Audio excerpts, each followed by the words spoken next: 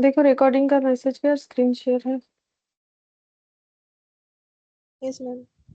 ठीक है सर। अच्छा देखो, इलास्ट्रेशन 6 जो है इससे स्टार्ट करते, ठीक है। तो मैंने लास्ट क्लास ये लिखा था, ये करना पड़ेगा, ठीक है। इसको एक बार हटा देते क्योंकि मैंने एक बार नोट डाउन करवा लिया तुम लोगों से कि कौन कौन सा हम लोग का हुआ, इसमें ऐड करते जाएंगे, ठीक है। तो अभी इलास्ट्रेशन 6 देखते हैं। देखो इसमें बोला है कि कंपनी का ये क्या दिया हुआ है 31 मार्च। ये देखो, ये जो फॉर्मेट है ये स्टेटमेंट ऑफ पीएल का है। पीएल दिया है, जैसे कंपनी का पीएल होता है, सेल्स दिया है, कॉस्ट ऑफ गुड्स सोल्ड दिया है, तो ये कौन सा वाला प्रॉफिट है, ग्रॉस प्रॉफिट। इसमें से ऑपरेटिंग एक्सपेंसेस लेस किया। ऑपरेटिंग एक्सपेंसेस में देखो डिप्रिशिएशन है, ये 1,47,000 में 37,000 डिप्रिशिएशन है। तो ये हो गया ऑपरेटिंग एक्सपेंसेस लेस करने के बाद ये। फिर अदर इनकम और expenses, interest expense paid, interest income received, gain on sale of investment, loss on sale of plant, ये सब। फिर इनकम टैक्स, ये प्रोविजन है, ये जो पीएल में लिखा हुआ रहता है ना, ये इनकम टैक्स एक्सपेंस बोलते हैं इसे, या फिर इसको हम लोग बोल सकते हैं प्रोविजन, ठीक है। अच्छा,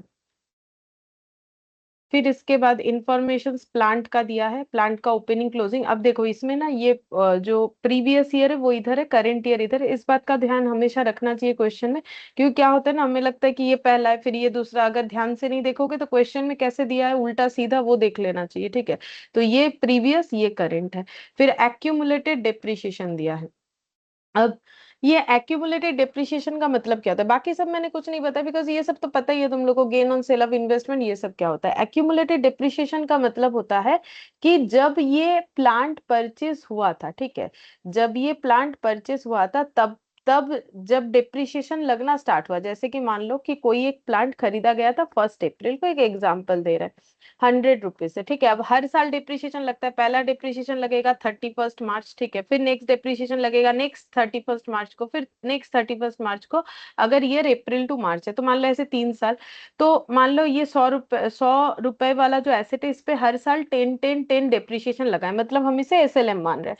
तो अगर मुझे पूछे कि करेंट ईयर, ये मान लो करेंट ईयर है, तो करेंट ईयर का डिप्रिसिएशन 10, बट अगर कोई पूछे कि एक्यूमुलेटेड डिप्रिसिएशन कितना होगा, तो 10 + 10 + 10 यानी कि 30, मतलब परचेज होने के बाद जो पहला बार डिप्रिसिएशन लगना स्टार्ट हुआ तब से लेके अब तक, अब तक मतलब जितने समय का बता रहा है, लाइक इतने समय तक का डिप्रिसिएशन कितना है, टोटल डिप्रिसिएशन को बोला जाता है एक्यूमुलेटेड डिप्रिसिएशन, ठीक है।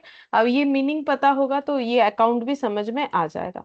बाकी अगर डिप्रिशिएशन कभी किया है 11 में, ये तो रहता ही है एक्यूमुलेटेड, इसका नाम रहता है प्रोविजन फॉर डिप्रिशिएशन, एक ही बात है, प्रोविजन फॉर डिप्रिशिएशन या एक्यूमुलेटेड डिप्रिशिएशन एक ही बात है।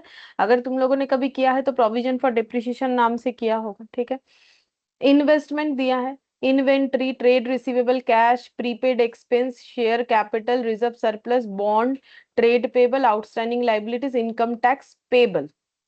यहाँ पर पेबल दिखा रखा है, ठीक है, मतलब इतना आउटस्टैंडिंग है। परचेज इन्वेस्टमेंट दिया है, सोल्ड इन्वेस्टमेंट इतना, the investment cost 90,000, purchase plant asset, sold plant asset that cost इतना, accumulated depreciation, accumulated depreciation of 2,000 for 5,000, समझा देंगे इसका मतलब।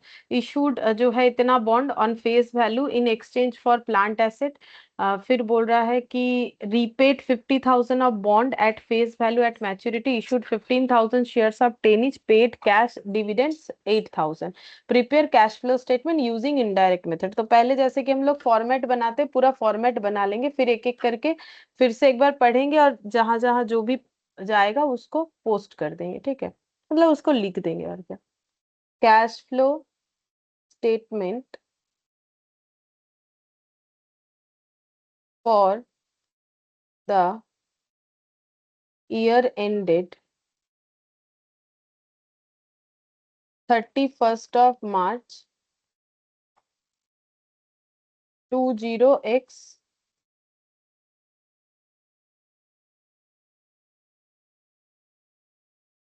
1।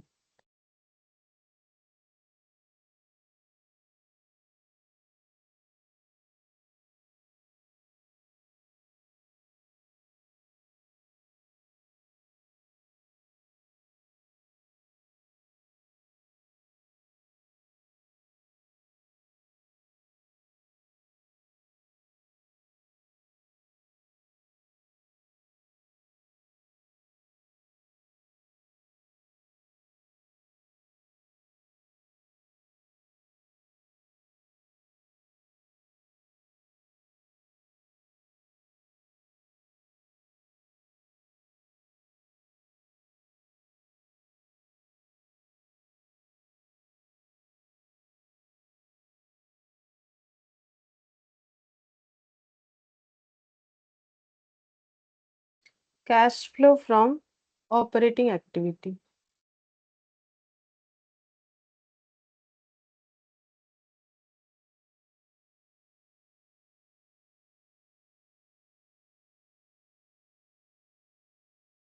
सबसे पहले आता है नेट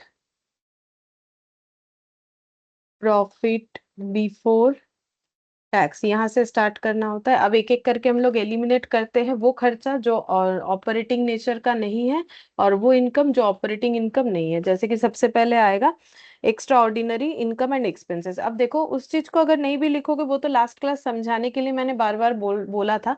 अब क्वेश्चन में नॉर्मली एक्स्ट्रा ऑर्डिनरी आइटम होता नहीं है, ठीक है। मतलब कभी भी मैंने देखा नहीं है कि क्वेश्चन में ये होता है। अगर तुम लोग लिखना चाहो तो लिख सकते हो, नहीं लिखने से कोई प्रॉब्लम नहीं, क्योंकि जब पॉइंट ही नहीं होगा तो लिखना नेसेसरी नहीं होता है। फिर भी एक बार लिखवा के हैबिट करते, ताकि जो मतलब पैटर्न है वो याद रहे, कैसे सबसे पहले एक्स्ट्रा ऑर्डिनरी आइटम और इनकम को हटाना पड़ता है। तो हम लास्ट क्लास में अलग अलग लिख रहे थे, extra ordinary income, extra ordinary expenses. उसके जगह हम ऐसे शॉर्ट में दिखा देते, plus minus extra ordinary item, ठीक है, plus minus extra ordinary item, ऐसे दिखा दिया। मतलब एक्स्ट्रा ऑर्डिनरी आइटम में इनकम भी हो सकता है, एक्सपेंसेस भी हो सकता है। प्लस माइनस का मतलब अगर इनकम हुआ तो माइनस होगा और एक्सपेंस हुआ तो प्लस हुआ, इस तरीके से दिखा दिया। बाकी आगे जाके धीरे धीरे हम लोग ये दिखाना बंद कर देंगे, क्योंकि नॉर्मली तुम लोग देख लेना कि होता ही नहीं है ये आइटम, ठीक है। अब इसके बाद आ जाएगा net profit before tax and extraordinary item. ये एडजस्ट करने के बाद आना चाहिए। फिर इसमें ऐड करेंगे। अब इसमें क्या होता है, अब और एक्स्ट्रा ऑर्डिनरी हट गया, अब नॉन ऑपरेटिंग आइटम्स जो है ऐड या लेस होगा। ऐड क्या होगा, जो मेरा एक्सपेंसेस था, तो इसके बाद आ जाएगा नॉन ऑपरेटिंग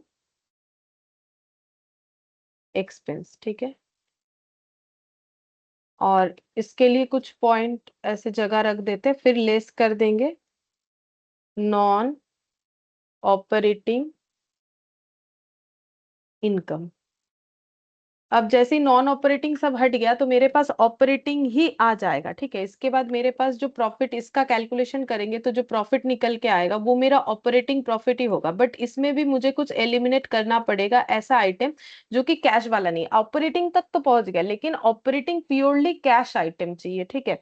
तो फिर यहाँ पर क्या हो जाएगा, ऑपरेटिंग नॉन कैश एक्सपेंसेस को हम लोग हटा देंगे, तो यहाँ पर आ जाएगा ऑपरेटिंग नॉन कैश एक्सपेंसेस, जिसमें ज्यादा जगह रखने का जरूरत नहीं पड़ेगा कभी भी। क्योंकि देखो ज्यादा से ज्यादा क्या आता है, डिप्रिशिएशन आ सकता है, एमोटाइजेशन आ सकता है, प्रिलिमिनरी एक्सपेंसेस, गुडविल, ये सब आ सकता है। इससे ज्यादा कुछ नहीं आएगा, 4 आइटम आ सकता है मैक्स टू मैक्स। तो इतना इतना तक जगह रख देते हैं। अब जैसे ही नॉन कैश एक्सपेंसेस हटा दिया, तो अब हम लोग के पास आ जाएगा operating profit before working capital changes. अब वर्किंग कैपिटल चेंजेस का इम्पैक्ट देना पड़ेगा। वर्किंग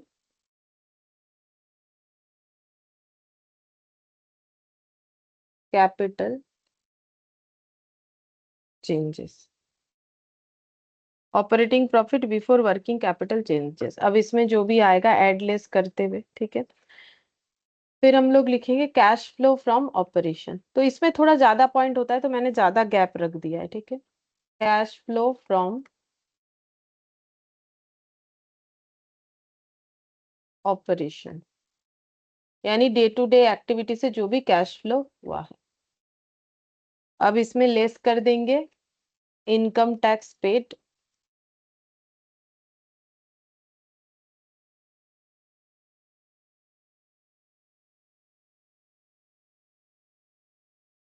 तो आ जाएगा कैश,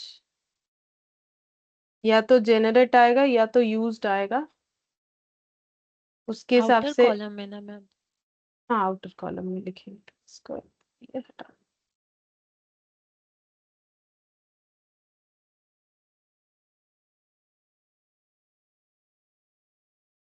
ऑपरेटिंग एक्टिविटीज, ठीक है।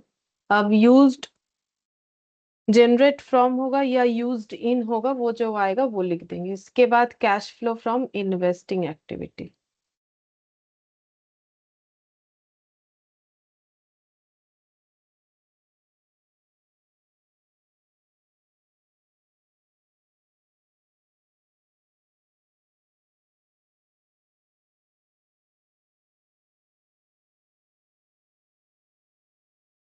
उस जगह रखने के बाद फिर वही cash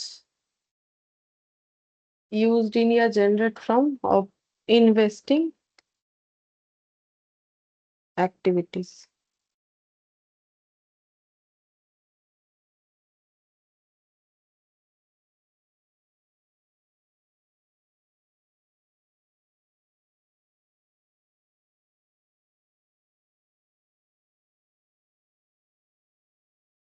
Cash flow from financing activities. तो इसमें भी जो पॉइंट आएगा कुछ इसके बाद वही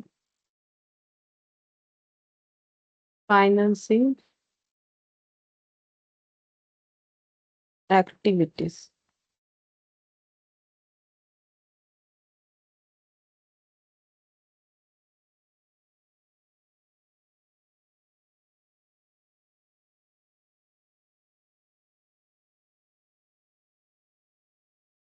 फिर आ जाएगा ये सब एडजस्ट करके नेट कैश इंक्रीज और decrease during the year opening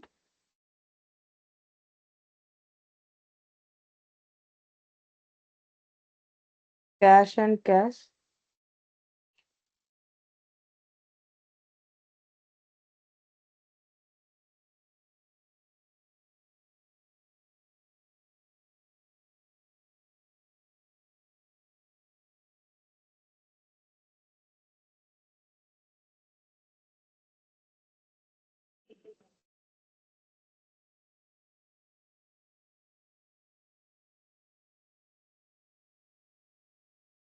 closing cash and cash equivalent.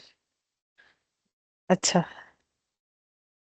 अब स्टार्ट कर सकते हैं करने के लिए। ठीक है, तो यहाँ पर सबसे पहले दिया है सेल्स। तो देखो सेल्स हम लोग इनडायरेक्ट मेथड में, देखो सेल्स कहाँ आता है, ऑपरेटिंग एक्टिविटी में आना चाहिए, मतलब एक्टिविटी वाइज अगर देखें। लेकिन हम लोग इनडायरेक्ट मेथड में कभी सेल्स का डेटा तो लिखते नहीं है, सीधा जो है प्रॉफिट पे चले जाते हैं। मतलब देखो अगर तुम लोग मेरा बात समझ पा रहे हो, ये सेल्स हमें क्यों नहीं लिखना है, देखो इसका अगर तुम लोग को इनडायरेक्ट मेथड दिखा है लास्ट क्लास में जो मैंने सिखाया था। देखो सेल से जीपी आता है, जीपी से नेट प्रॉफिट। तो इनडायरेक्ट मेथड अगर डायरेक्ट होता तो हम लोग सेल्स वाले डेटा पे देखते हैं कि कलेक्शन फ्रॉम डेटर कितना है वो लिख देते, बट यहाँ तो वैसा नहीं करना होता था, यहाँ हमें प्रॉफिट से स्टार्ट करना होता है। तो सेल्स को डायरेक्ट यूज करने का हम लोग को कोई जरूरत नहीं होता है। ठीक है, सेल्स को डायरेक्टली हम लोग यहाँ पर यूज नहीं करेंगे। अच्छा अब देखो इसके बाद क्या है, तो इसका यूज जहां होगा वहां कर लेंगे। COGS cost of good sold, मतलब वही जो मैंने तुम लोग को लास्ट क्लास इसीलिए पूछा भी था, तो बोलो कॉस्ट ऑफ गुड सोल्ड का मतलब क्या है। तो तुम लोगों ने बोला था मुझे कि ओपनिंग स्टॉक परचेज, ये वाला पॉइंट को अगर हम लोग एडजस्ट कर देते हैं तो हम लोग को मिल जाता है सीओजीएस। बट ये भी हमें इनडायरेक्ट मेथड में डायरेक्टली कहीं लिख जरूरत नहीं पड़े, मतलब इसको हम लोग ऑपरेटिंग एक्टिविटी में कहीं पर भी डायरेक्टली लिख नहीं सकते हैं। ठीक है, अच्छा अब इसके बाद डिप्रिशिएशन बोला है 37,000, मतलब ऑपरेटिंग एक्सपेंसेस में डिप्रिशिएशन है, तो क्या डिप्रिशिएशन को कहीं लिखना पड़ता है, तो वहां लिख देंगे। बोलो डिप्रिशिएशन कहाँ लिखेंगे, ऑपरेटिंग नॉन ऑपरेटिंग कैश, वो operating cash non cash expense. Operating non cash expenses में 37,000 हम लोग डिप्रिशिएशन लिख देंगे, जो कि एड बैक होगा। ठीक है, एड बैक इसीलिए करना होता है ताकि हमें कैश वाला एक्सपेंसेस मिले। तो ये रहा ऑपरेटिंग नॉन कैश एक्सपेंसेस, यहाँ पर लिखेंगे डिप्रिशिएशन। डिप्रिशिएशन हो जाएगा 37,000। अच्छा फिर इसके बाद अदर इनकम में इंटरेस्ट एक्सपेंस पेड, तो बोलो इंटरेस्ट एक्सपेंस पेड ये कौन सा एक्टिविटी है, कहाँ जाएगा। फाइनेंसिंग। हाँ, फाइनेंसिंग एक्टिविटी में चला जाएगा इंटरेस्ट एक्सपेंस पेड। यहाँ पर लिखते हैं इंटरेस्ट एक्सपेंस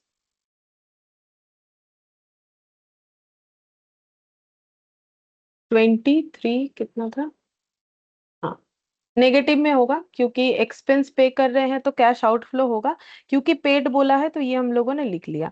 अच्छा, अब इसका इम्पैक्ट और कहाँ आता है, क्योंकि इंटरेस्ट जो है ये तो नेट प्रॉफिट बिफोर टैक्स में इंक्लूडेड होता है। इंटरेस्ट एक्सपेंसेस कौन सा एक्सपेंसेस है बोलो, मतलब डायरेक्ट या इनडायरेक्ट? डायरेक्ट हुआ तो मतलब ट्रेडिंग में आता है, इनडायरेक्ट मतलब पीएल में आता है। पहले ये बोलो इंटरेस्ट एक्सपेंस कहाँ लिखते हो, नॉर्मल सोचो 11 12 के तरह, जी सॉरी, ट्रेडिंग में लिखते हो कि पीएल में लिखते हो? पीएल में। पीएल में। अब पीएल में जो भी एक्सपेंसेस है, पीएल में एक्सपेंस तीन पार्ट में डिवाइडेड है, operating, non operating, extra ordinary. अब ये कौन से कैटेगरी में जाता है? Non operating. Non non operating. Operating expense में। तो नॉन ऑपरेटिंग एक्सपेंसेस को क्या हमें कुछ करना पड़ता है? ऑब्वियसली यहाँ पर नॉन ऑपरेटिंग एक्सपेंसेस को हमें क्या करना पड़ता है? ऐड करना पड़ता है। ठीक है, तो हम लोग क्या लिखेंगे? इंटरेस्ट एक्सपेंस पेड, ये ऐड बैक हो जाएगा यहाँ पर। ठीक है, नेक्स्ट बोलो इंटरेस्ट इनकम रिसीव्ड, ये कहाँ लिखोगे? पहले एक्टिविटी वाइज सोचो, इंटरेस्ट इनकम रिसीव्ड ये कौन से एक्टिविटी में जाना चाहिए? इन्वेस्टिंग। Hmm, investing. तो इन्वेस्टिंग में लिखेंगे।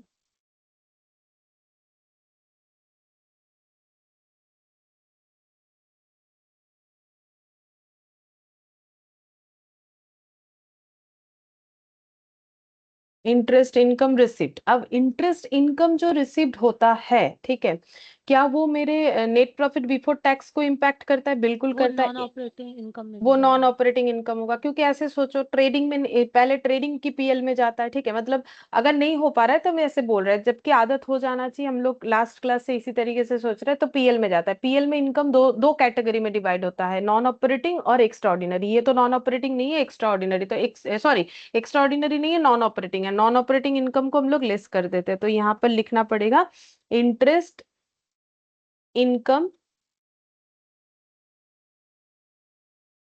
6000।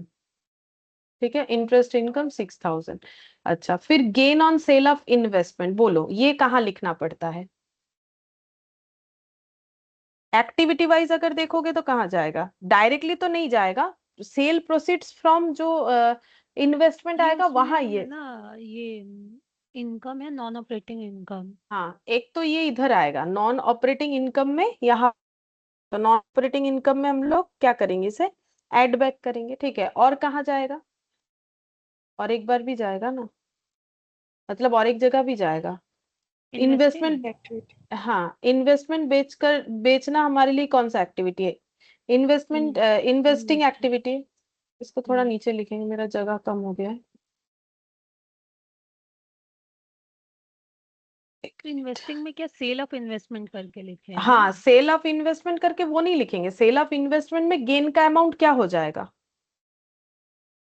वो डायरेक्टली तो नहीं जाएगा, अच्छा, देखना होगा। ऐड हो जाएगा ना, वो प्रॉफिट है तो वो तो ऐड हो जाएगा वो वाला अमाउंट। मतलब जैसे हाँ, समझी इन्वेस्टमेंट बेच के समझी। जितना भी रुपए मिला होगा उसमें ये हाँ, वो वाला हम लोग पूरा ऐड ही कर। जाएगा हाँ, इन्वेस्टिंग में। ठीक है, तब लिख लेंगे वहां पर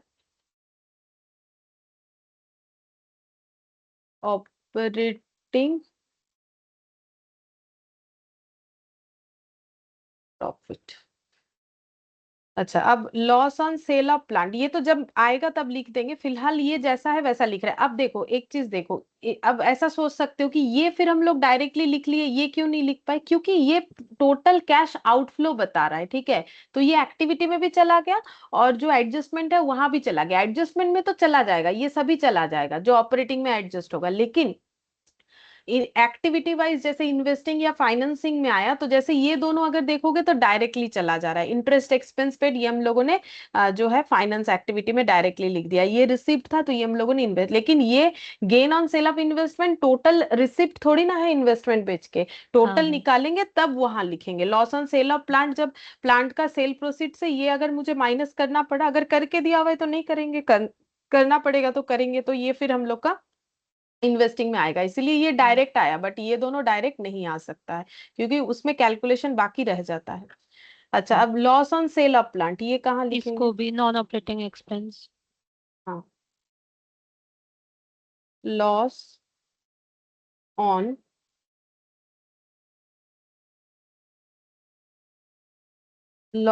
cell of plant 3000, loss on sale of plant 3000। अच्छा, अब ये इनकम टैक्स का क्या है, प्रोविजन है, ठीक है।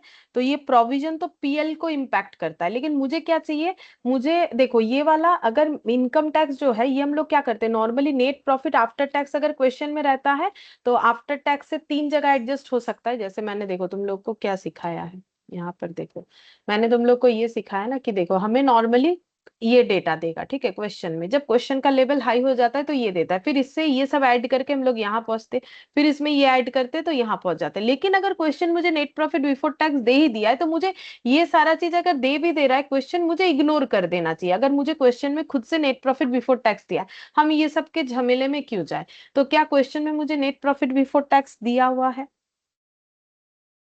यहीं पर दिख रहा है।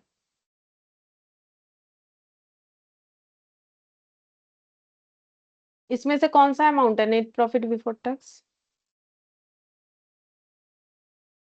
ये क्या बात, ये नहीं बता सकते हो तुम लोग, ये इनकम से एक्सपेंस लेस करने से जो आया ये क्या है, इसको क्या लिखोगे, ये कुछ लिखा हुआ नहीं है टैक्स, ये क्या है, नेट प्रॉफिट आफ्टर टैक्स।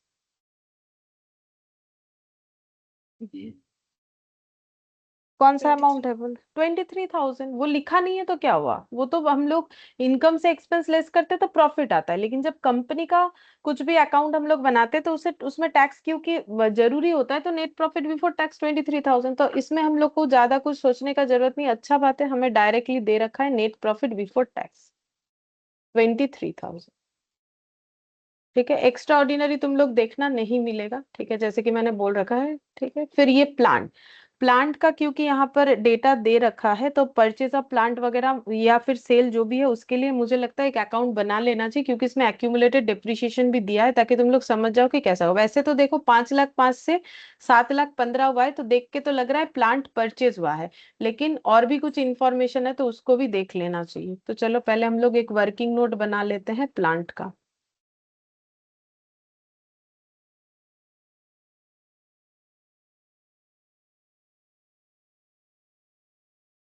और प्लांट क्योंकि एक्यूमुलेटेड डेप्रिसिएशन वाला है तो एक्यूमुलेटेड डेप्रिसिएशन का भी एक अकाउंट बना लेंगे।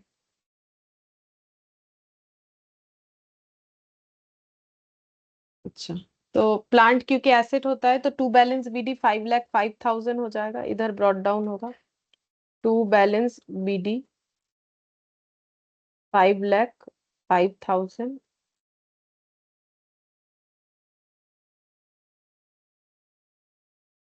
7,15,000। अब डिप्रिसिएशन प्रोविजन है, ये प्रोविजन फॉर डिप्रिसिएशन मैंने पहले ही बोला, एक्यूमुलेटेड का मतलब, तो प्रोविजन तो लाइबिलिटी होता है, लाइबिलिटी तो इसका ओपनिंग किधर जाएगा, बाई बैलेंस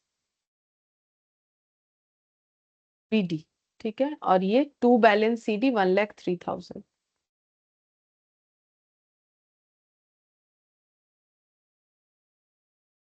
अब आगे इंफॉर्मेशन देखते हैं, इसमें पुट करेंगे जब नीचे इंफॉर्मेशन मिलेगा। इन्वेस्टमेंट, इन्वेस्टमेंट 1,27,000 और इधर 1,15,000, क्या इन्वेस्टमेंट पे देखो इन्वेस्टमेंट में नीचे एडजस्टमेंट भी था, तो हम लोग को इन्वेस्टमेंट का एक अकाउंट बना लेना चाहिए, ठीक है। अगर एडजस्टमेंट नहीं होता है तो बनाना जरूरी नहीं है, क्यों, मान लो अगर इन्वेस्टमेंट का और कोई एडजस्टमेंट नहीं होता तो हम लोग इन्वेस्टमेंट देख के क्या सोचते हैं, ये ओपनिंग है ये क्लोजिंग है, कि 127 से 115 हो गया, इसका मतलब इन्वेस्टमेंट क्या हो गया होगा।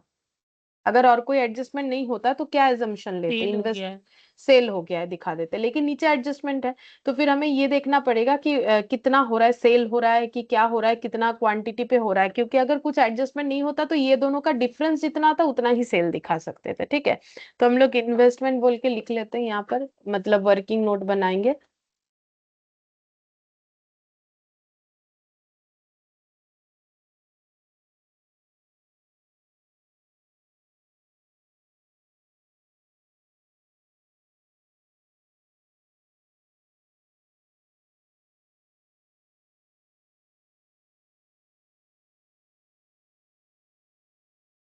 वन 1,27,000 1,15,000।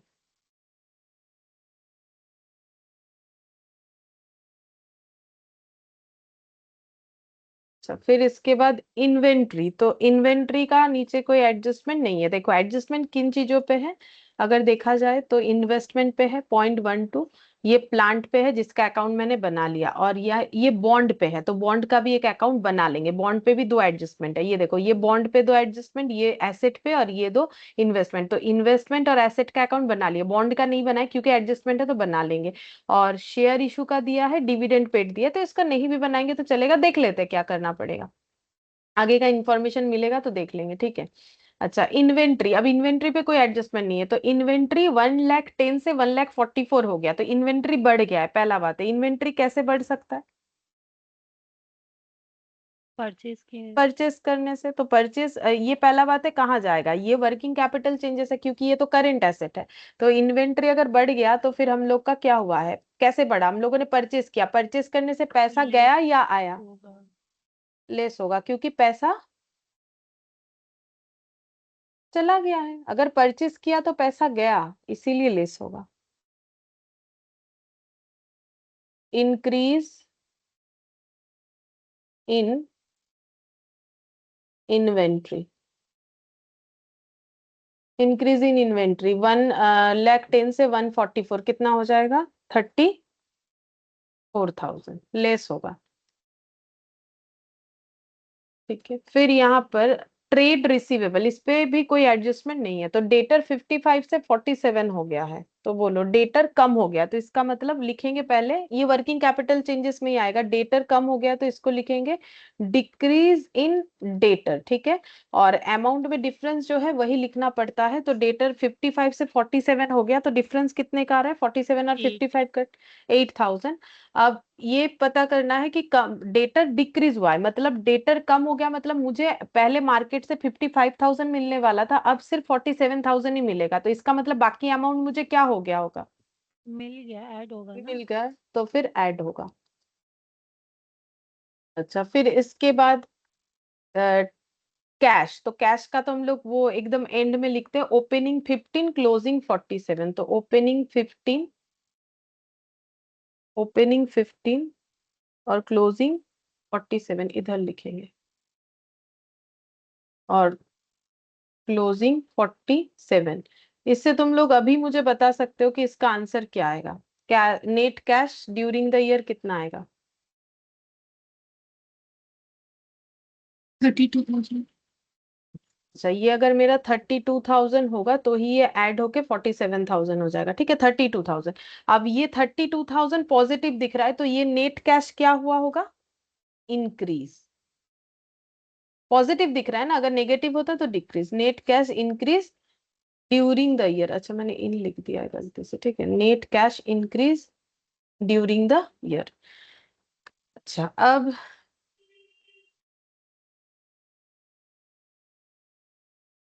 प्रीपेड एक्सपेंसेस, ये मेरा करेंट एसेट में जाएगा, मतलब वर्किंग कैपिटल में जाएगा करेंट एसेट, तो मेरा 5,000 से 1,000 हो गया। पहला बात है डिक्रीज इन प्रीपेड एक्सपेंसेस, तो पहले वो लिख लेंगे फिर पूछेंगे तुम लोगों से एडजस्टमेंट क्या होगा, डिक्रीज इन प्रीपेड एक्सपेंस, देखो कितना हो रहा है डिक्रीज, 4,000, ठीक है। अब बोलो ये क्या होना चाहिए, ऐड या लेस, वैसे तुम लोग रूल्स देखोगे तो ऐसे बोल ही सकते हो कि करेंट एसेट डिक्रीज होता है तो क्या होगा, ऐड करेंट होगा। एसेट ऐड होगा, लेकिन ये प्रीपेड एक्सपेंसेस का मतलब क्या होता है, पहले ये बोलो, प्रीपेड एक्सपेंसेस का मतलब जो खर्चा आया नहीं है बट मैंने एडवांस पे कर दिया। तो मेरा पहले एडवांस पेमेंट मैंने 5,000 किया था, अब बस 1,000 ही दिख रहा है, तो क्या मैंने और कोई एडवांस पेमेंट किया, अगर करते तो 5,000 बढ़ जाता ना, 1,000 थोड़ी होता। अब वो कम कैसे होता है, वो एडजस्ट हो जाता है, जैसे मुझे कोई प्रीपेड एक्सपेंस कर रहा है, ठीक है, अगर कोई भी किसी को, जैसे मान लो कोई अपना रेंट 2 महीने का प्रीपेड कर दे रहा है, ठीक है, तो प्रीपेड कर दे रहा है तो वो 2 महीना आता है तो उसे एडजस्ट करते जाते हैं ना। तो वैसे ही यहाँ पर तो अब प्रीपेड बढ़ा नहीं है बल्कि कम हो गया है, मतलब हम कम लोगों हो ने और गया। कुछ प्रीपेड किया नहीं है, किया और नहीं नहीं है। किया। तो फिर हाँ, तो फिर कैश इसका नहीं गया मतलब है। कैश नहीं गया है, नहीं गया है तो ऐड करो, जाता है तो लेस करना पड़ता है, इसीलिए, ठीक है।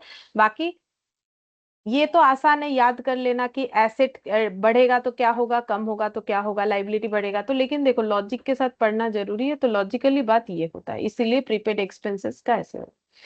फिर शेयर कैपिटल, अब शेयर कैपिटल का भी ना अकाउंट बनाएंगे, क्योंकि यहाँ पर शेयर कैपिटल इशू हुआ है बोल रहा है। अच्छा पहले चेक कर लेते हैं, 15,000 शेयर 10 रुपए से इशू हुआ है तो कितना होगा, 15,000 और 10 मल्टीप्लाई करने से कितने रुपए का शेयर कैपिटल इशू हुआ है?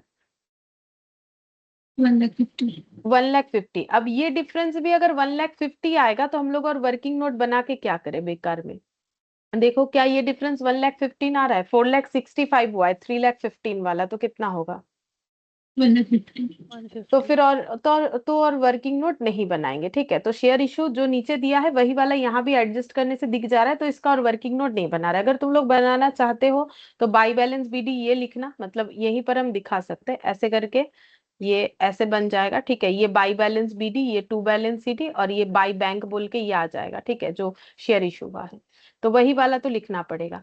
मतलब बैलेंस करोगे तो बाई बैंक बोल के आ जाएगा, बाई बैंक बैलेंसिंग फिगर 1,50,000। तो ये 1,50,000 कहाँ लिखना पड़ेगा, कौन सा एक्टिविटी में जाएगा? फाइनेंसिंग। हाँ, तो proceeds from issue of shares.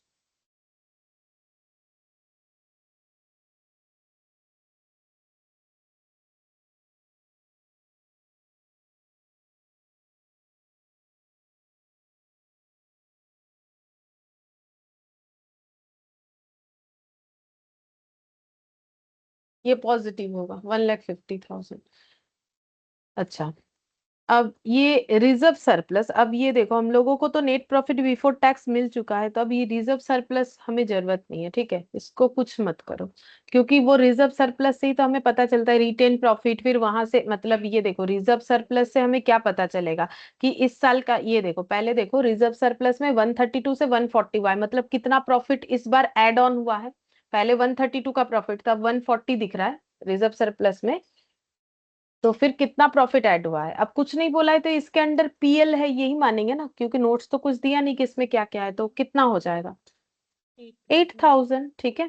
तो अब ये सब का मुझे जरूरत नहीं है ये सब देखने का, क्यों? क्योंकि ये कहाँ काम आएगा, जैसे कि ये देखो रिटेन प्रॉफिट हो जाएगा मेरा 8,000, फिर इसमें net profit after tax add करोगे, फिर टैक्स यहाँ से ये कुछ भी नहीं आएगा, मतलब नेट प्रॉफिट आफ्टर टैक्स भी 8,000, क्योंकि डिविडेंड और ये सब कुछ है नहीं।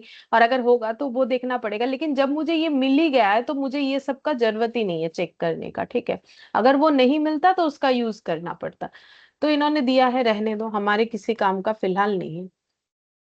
फिर बॉन्ड, अब बॉन्ड का क्योंकि यहाँ पर मैंने पहले ही बोला था ना, देखो दो एडजस्टमेंट है, ये 5th और 6th नंबर में, तो हम लोग बॉन्ड का एक अकाउंट बना लेंगे। Working note number 4,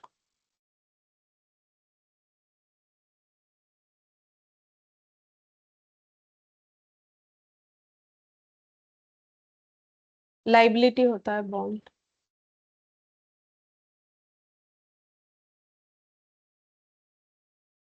245 295।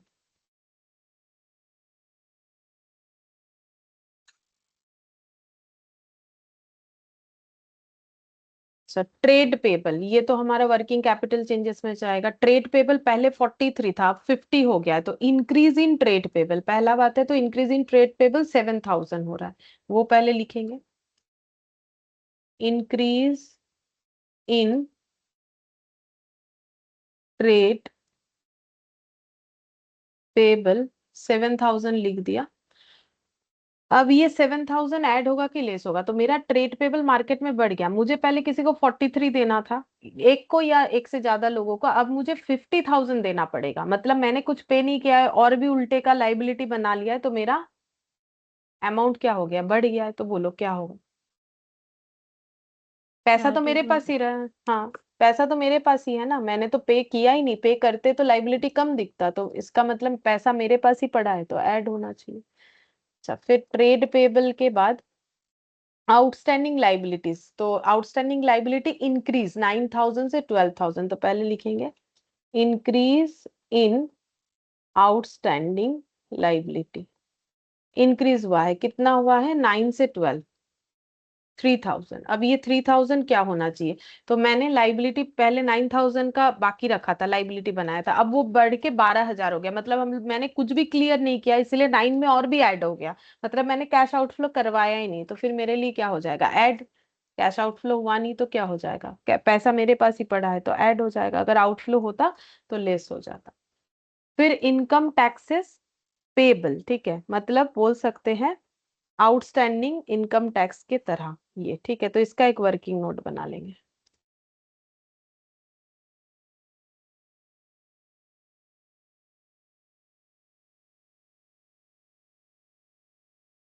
Five, income tax,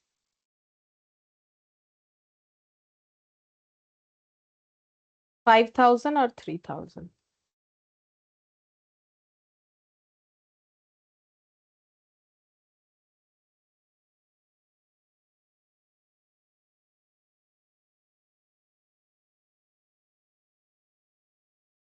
अच्छा, परचेज इन्वेस्टमेंट फॉर 78,000 और sold investment for 1,02,000, the investment cost 90,000। तो इन्वेस्टमेंट का अकाउंट मैंने बना रखा है, ये रहा, ठीक है। तो पहला बात है परचेज इन्वेस्टमेंट, तो इसका एंट्री क्या हो जाएगा?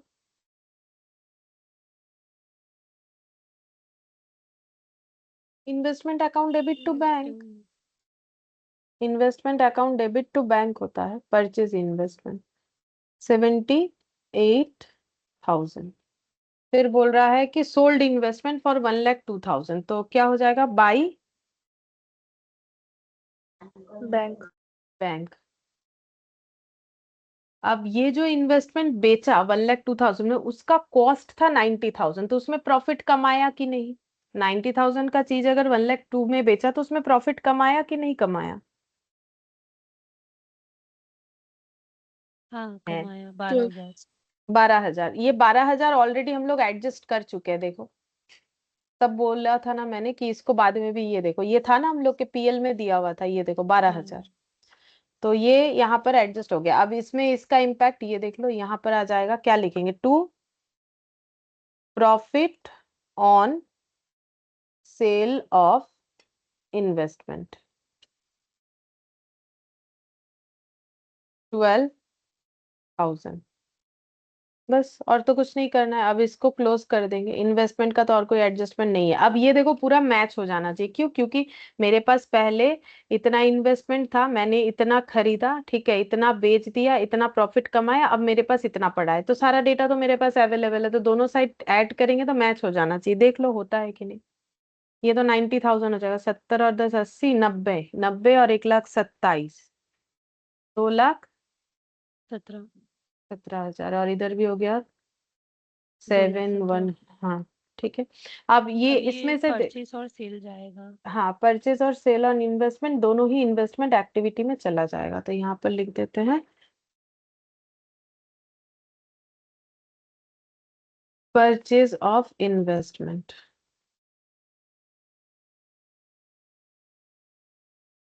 Cell of investment. तो कितना आया था? परचेज था 78, नेगेटिव में होगा, और सेल था 1,02,000, 1,02,000। 1,02,000, ये पॉजिटिव में आ जाएगा। अच्छा, इसके बाद परचेज प्लांट एसेट फॉर 1,20,000, तो ये इस वाले अकाउंट में, प्लांट वाले अकाउंट में, टू बैंक, 1,20,000 से प्लांट परचेज किया है। अच्छा, फिर sold plant asset that cost 10,000 with accumulated depreciation of 2,000 for 5,000, मतलब जिस प्लांट का बुक वैल्यू था 10,000, उसको 5,000 में बेच दिया गया, और उस पे टोटल डेप्रिसिएशन चार्ज हुआ था 2,000, मतलब जो प्लांट बिका उसको खरीदने से लेके बेचने तक का, उस पे जो डेप्रिसिएशन पूरे उसके लाइफ में चार्ज हुआ, लाइफ मतलब जितने दिन एसेट हमारे पास था उस लाइफ के अकॉर्डिंग 2,000। तो ये प्लांट अकाउंट में क्या लिखेंगे? पहला बात है जो एसेट बेच के 5,000 आया उसको क्या लिखना पड़ेगा? बाई बैंक, 5,000, ठीक है। अब प्रॉफिट हुआ कि लॉस, तो तुम लोग ही बताओ, प्रॉफिट हुआ कि लॉस? मेरा एसेट का कॉस्ट था 10,000, ठीक है। उस पे डिप्रिशिएशन टोटल, क्योंकि देखो ये कॉस्ट दिख रहा है, तो कॉस्ट से टोटल डिप्रिशिएशन ही ना माइनस करना पड़ेगा, क्योंकि एक्यूमुलेटेड डिप्रिशिएशन का सिस्टम ये होता है कि जो मतलब प्लांट का कॉस्ट एक्वर्ड वैल्यू है उसी पे वो दिखते जाता है। क्यों? क्योंकि जैसे मैंने एग्जांपल दिया था ना कि 100 रुपए का एसेट पे 10 10 10 हम लोगों ने डिप्रिशिएशन चार्ज किया। तो अगर इस पे हम लोग अकाउंट बनाते हैं ना तो प्लांट अकाउंट में ऐसे दिखेगा, टू बैंक परचेस किया 100 और बाई बैलेंस सीडी, मतलब एसेट अपने ओरिजिनल कॉस्ट को ही शो करता है, डिप्रिशिएशन के लिए एक सेपरेट अकाउंट यूज करता है जहां पर हम लोग को दिखेगा बाई एक्यूमुलेटेड डिप्रिशिएशन बोल के 30। तो 100 में 30 चार्ज हुआ तो डिप्रिशिएशन के बाद मतलब टोटल डिप्रिशिएशन अगर एसेट पे चार्ज कर देते हैं तो आज एसेट का वैल्यू 70 है इसके हिसाब से, क्योंकि देखो 100 से 10 गया, 90 90 से 10 गया, 80 80 से 10 गया, 70, तो यहाँ 70 दिखेगा। ये मेथड होता है कि हम लोग प्लांट को कॉस्ट में दिखाएंगे और डिप्रिशिएशन को सेपरेटली अलग दिखाएंगे, ठीक है। तो ये वही वाला है। तो अगर प्लांट का कॉस्ट 10,000 और उस पर टोटल डिप्रिशिएशन 2000 चार्ज हुआ है तो उसका बुक वैल्यू कितना होना चाहिए? जब वो बिक रहा है तो उसका बुक वैल्यू तब कब हो कितना होना चाहिए? ये बुक वैल्यू तो परचेस के वक्त पे था। कॉस्ट का मतलब जितने में हम लोगों ने परचेस किया था तब बुक वैल्यू था 10,000। फिर पूरे लाइफ टाइम में डिप्रिशिएशन चार्ज हुआ 2000, तो अब एसेट का बुक वैल्यू कितना है? 8,000। 8,000। अब इस पे हम लोगों ने इसको बेचा है 5,000 में, तो बोलो प्रॉफिट है कि लॉस है? लॉस तो दिया भी थ्री। था 3,000 का। हाँ, लॉस दिया भी था और यहाँ पर निकल भी रहा है। लॉस कितना हो रहा है? 3,000, ठीक है। तो ये लॉस को यहाँ पर दिखा देंगे। लॉस को तो बाई साइड में दिखाना पड़ेगा, by PL, loss on sale 3,000, ठीक है। अच्छा, अब और क्या आएगा देख लेते हैं।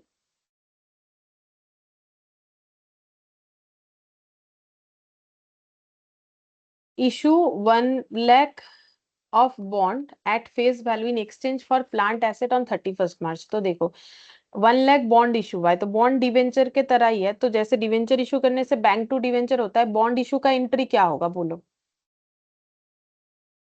लोन होता है बॉन्ड भी।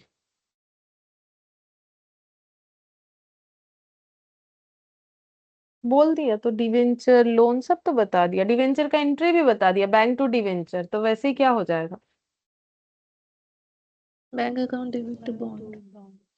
Bank to bond. लेकिन क्या यहाँ पर जो बॉन्ड इशू हुआ है वो कि कैश के अगेंस्ट में इशू हुआ है? पढ़ के देखो। नहीं, प्लांट किया भी। तो फिर ये बैंक के जगह क्या हो जाएगा? प्लांट। मतलब प्लांट लिया है और बदले में जिससे लिया उसको बॉन्ड दिया है, तो प्लांट टू बॉन्ड कितने का? 1 लाख का। तो 1 लाख। प्लांट टू बॉन्ड, तो प्लांट में हम लोग क्या लिखेंगे? टू बॉन्ड 1 लाख, और बॉन्ड में क्या लिखेंगे? By plant 1 lakh. अच्छा। अच्छा, अब रीपे भी हुआ है 50,000 का bond, face value at maturity. तो रीपे करने का मतलब जैसे लोन रीपे करोगे तो लोन टू कैश या बैंक, तो यहाँ पर भी क्या हो जाएगा? बॉन्ड टू, लोन के जगह बॉन्ड नाम यूज करो और क्या। अरे बॉन्ड लोन, टू बैंक। हाँ वही तो बोल रहे, लोन टू बैंक जैसे होता है, लोन की जगह बॉन्ड बोलना है बस। कितना हो जाएगा? 50,000। तो देखो ये यहाँ तक कर लिया, इश्यू ऑफ शेयर्स कर लिया था, पेड कैश डिविडेंड 8,000। तो ये वाला बोलो कहाँ लिखे, फिर हम लोग बाकी वर्किंग नोट को क्लोज कर रहे हैं। फाइनेंसिंग। हाँ, डिविडेंड पेड 8,000,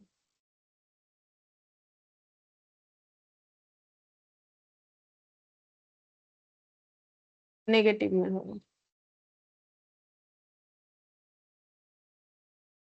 ठीक है। बस अब एक एक करके ये सबको क्लोज करना पड़ेगा, ठीक है। सबसे पहले बॉन्ड का ही क्लोज कर लेते हैं क्योंकि उसमें और कुछ लिखना नहीं है, जबकि प्लांट में थोड़ा बहुत बाकी है, वो डेप्रिशिएशन वगैरह दिखाना पड़ेगा। अच्छा, तो बॉन्ड को क्लोज कर लो, यहाँ पर क्लोज हो जाएगा देखो, क्योंकि हम लोग का बॉन्ड 2,45,000 से 2,95,000 हुआ था, तो इसका मतलब हम लोगों ने बॉन्ड इशू किया है, बिल्कुल किया है। 2,45,000 का पहले बॉन्ड इशू था, 1 लाख का और बॉन्ड इशू किया, तो टोटल हो जाएगा 3,45,000 का बॉन्ड इशू किया, लेकिन उसमें से रीपे कर दिया है, रीपे कर दिया है 50,000। तो कितना बचना चाहिए? क्या उतना ही बच रहा है? बस, तो क्लोज हो जाएगा, देख लो दोनों साइड मैच हो रहा है कि नहीं। टोटल इतना बॉन्ड इशू हुआ, उसमें से इतना रीपे हो गया, तो बचेगा कितना लाइबिलिटी? मतलब जैसे इतना लोन लिया, 50,000 पे कर दिया, तो बचा कितना? 2,95,000 माइनस करने से ही तो पता चलेगा कैलकुलेटर पे। तो ये बॉन्ड परचेज ये कहाँ पर लिखेंगे?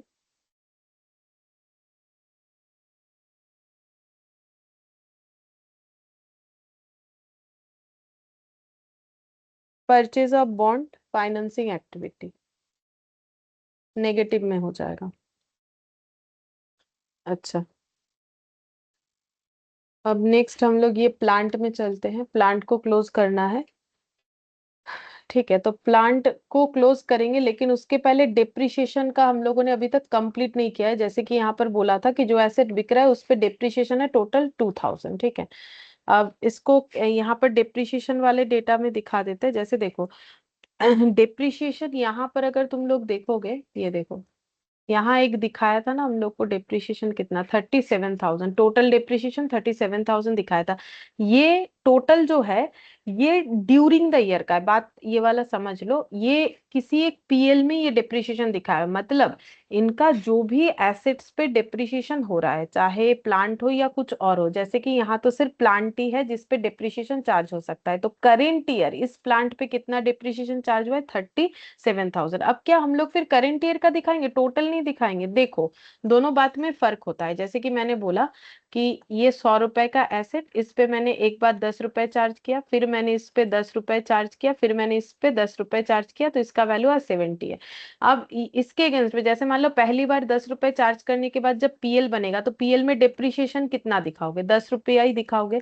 बैलेंस शीट कैसे बनेगा, बैलेंस शीट में एसेट दिखेगा 100 रुपए से, और एक्यूमुलेटेड डिप्रिसिएशन लाइबिलिटी साइड में दिखेगा 10 रुपए का। ठीक है, फिर इस प्रोसेस में जो होता है वो हम बताते हैं। फिर जैसे 10 रुपए का डिप्रिसिएशन चार्ज हुआ, तो फिर नेक्स्ट ईयर पीएल बनेगा। इस साल पीएल बन गया, अब इस साल पीएल का बात कर रहे हैं, तो डिप्रिसिएशन कितना दिखाएंगे, 10 रुपए, क्योंकि वो पीएल तो मेरा ड्यूरिंग द ईयर का ही बनता है। बैलेंस शीट कैसे दिखाओगे, बैलेंस शीट में एसेट दिखेगा 100 रुपए का ही, लेकिन एक्यूमुलेटेड डिप्रिसिएशन कितना हो जाएगा, 10 + 10 20 रुपीज का। तो एसेट का वैल्यू 100 - 20 80 ही हो रहा है। कंसेप्ट सेम है, प्रेजेंटेशन या फिर मेथड अलग होने के कारण प्रेजेंटेशन अलग है, या फिर दो अकाउंट का यूज होता है।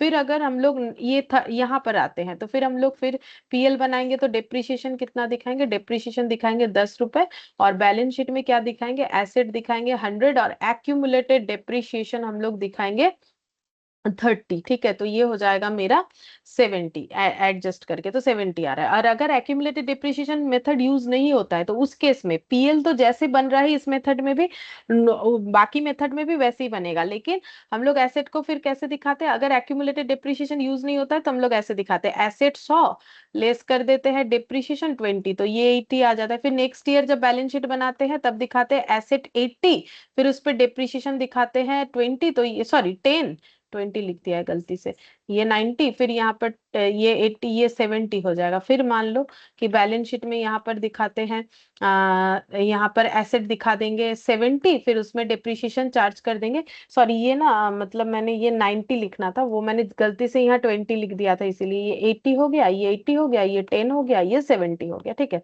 तो ये ओवरऑल इम्पैक्ट सेम है, ऐसा नहीं है कि किसी और मेथड से करने से कुछ और हो जाएगा। मतलब प्रोविजन फॉर मेथड का बात करें, अगर तुम लोग बोलोगे एसएलएम और डब्ल्यूडीमी में अलग अलग आंसर नहीं आएगा, बिल्कुल आएगा, वो अलग चीज है, वो डिप्रिसिएशन का मेथड अलग, और ये है डिप्रिसिएशन को प्रेजेंट करने का अलग तरीका।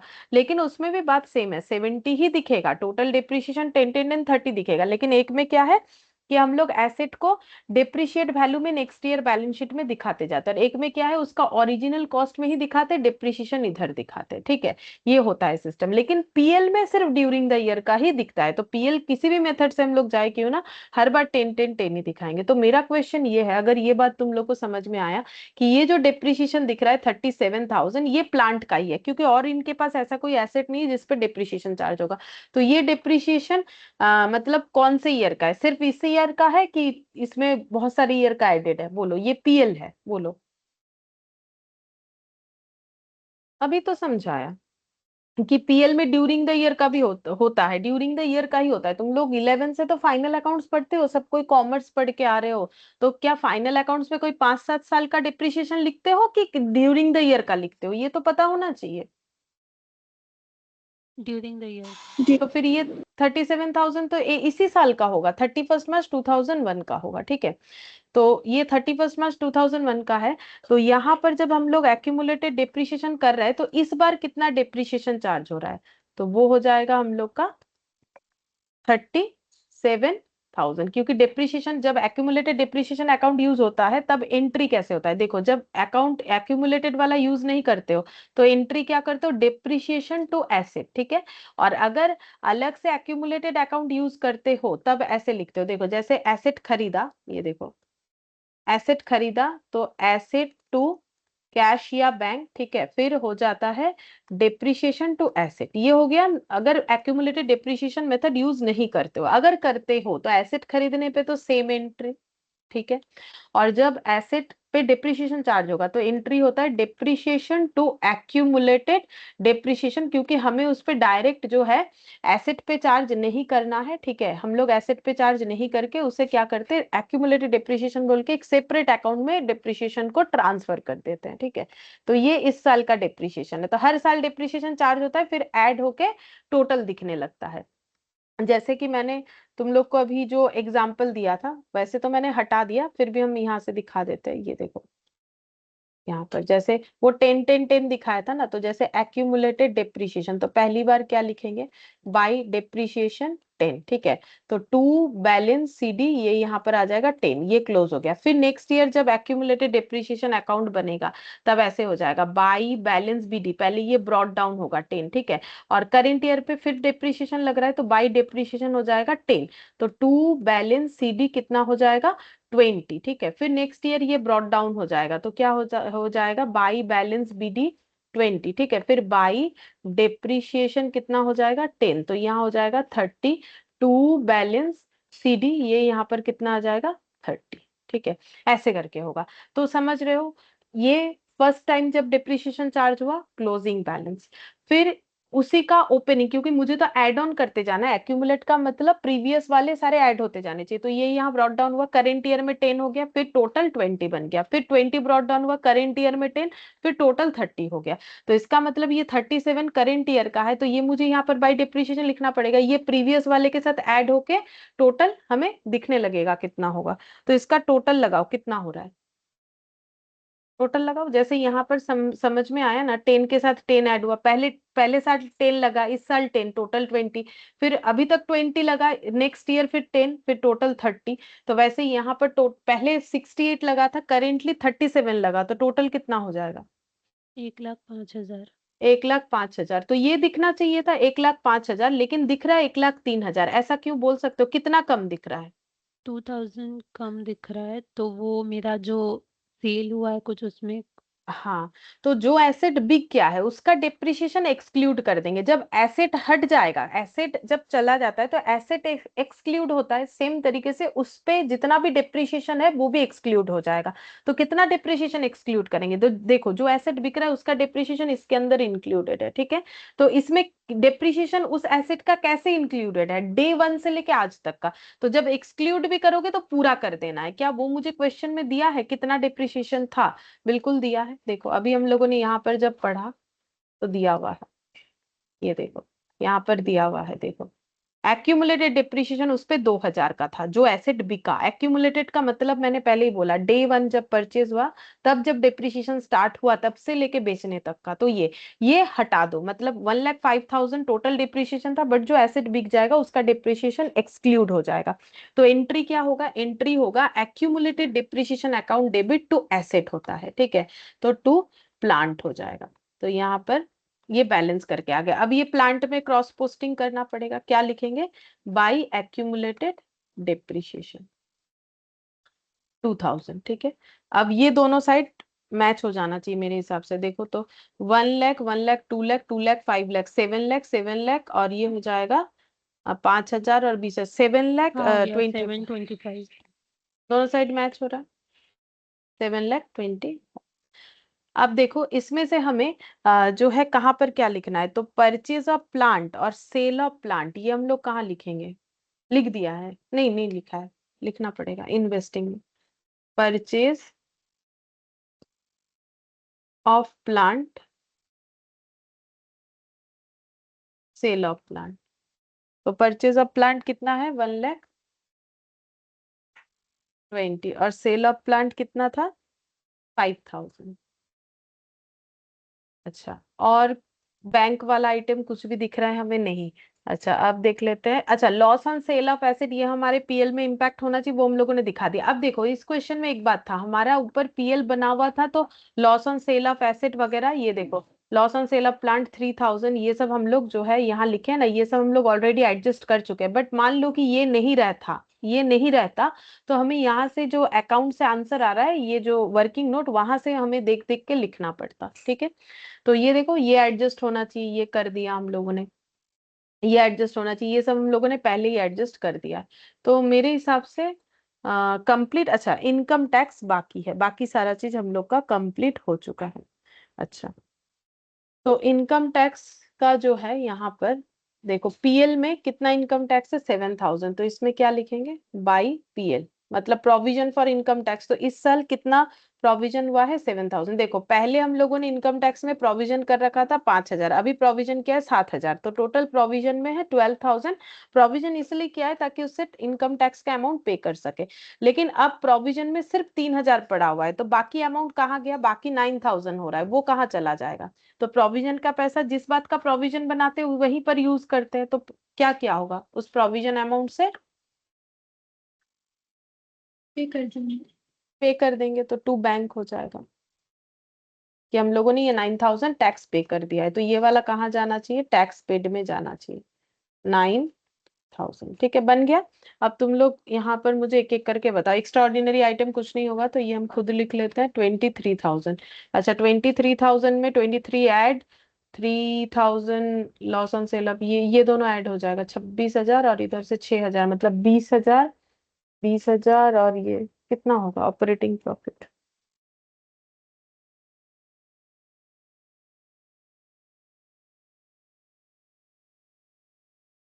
बोलो, मुझे ही करना पड़ेगा। 31।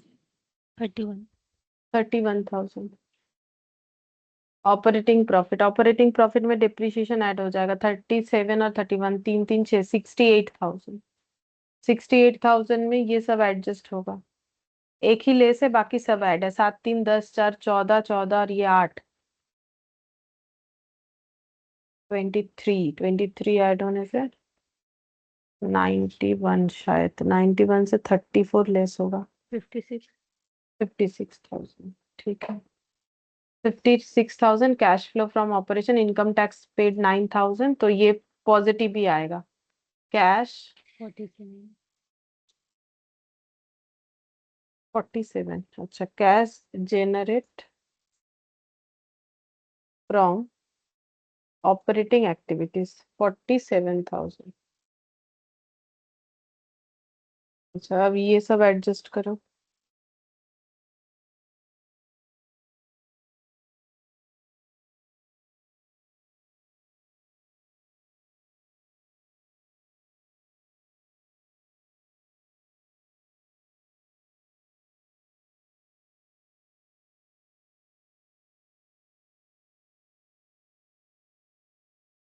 नहीं कर रहे हो,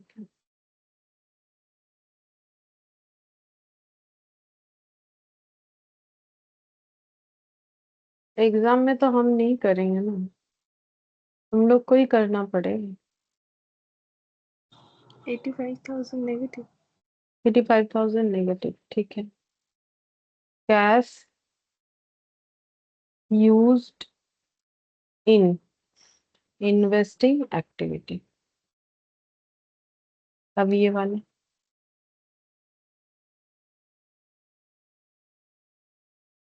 23 69,000। पॉजिटिव। कैश जनरेट फ्रॉम, तो ये सब एडजस्ट करके जितना लिखा है उतना आ जा रहा है, 47 प्लस 69 माइनस 85,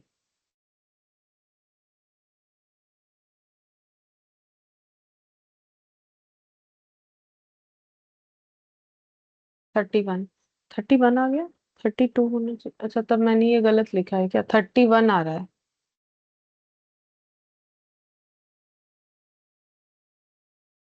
देखते हैं मैंने ही गलत लिखा है क्या। कैश एंड कैश कहाँ पर था? कैश कैश कैश 46 था। अच्छा, मैंने ना ये ऊपर वाला लिख दिया होगा, ट्रेड रिसीवेबल, गलती से। 46 है।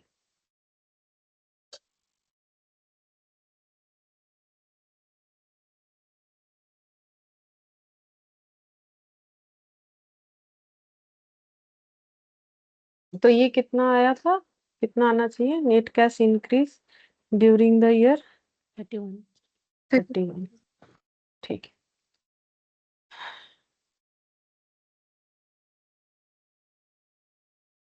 ठीक है, ये हम लोग का हो गया इलास्ट्रेशन 6।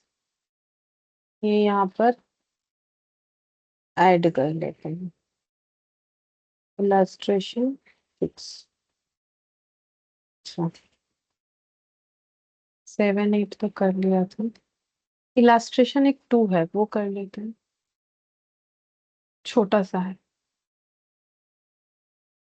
ये वाला।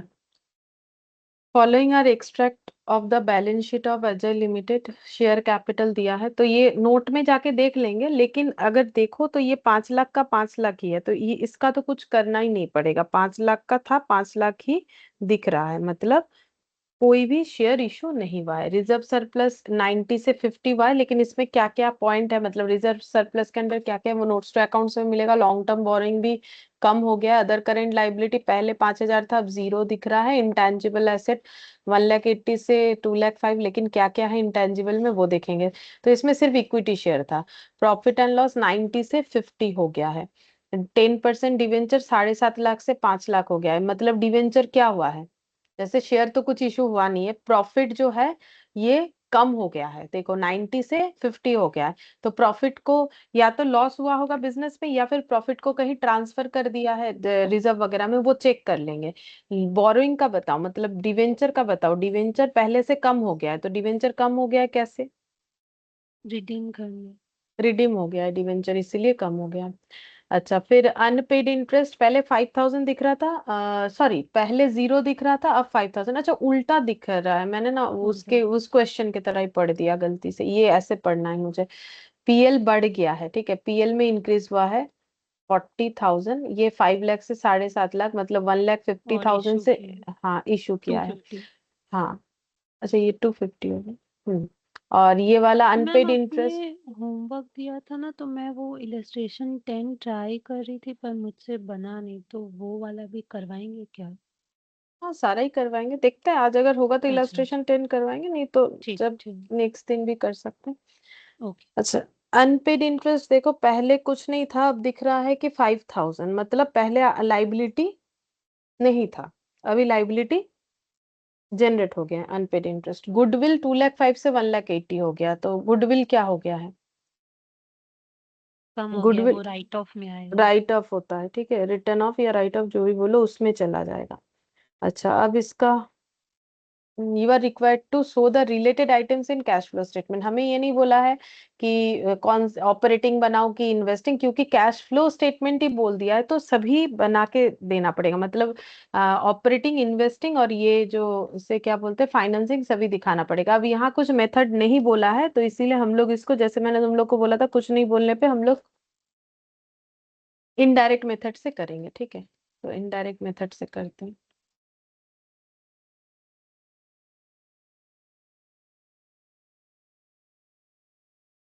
इलास्ट्रेशन 2।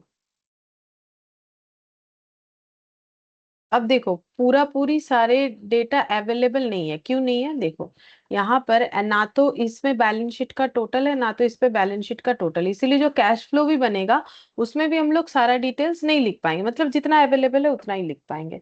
तो cash flow statement for the year ended 31st of March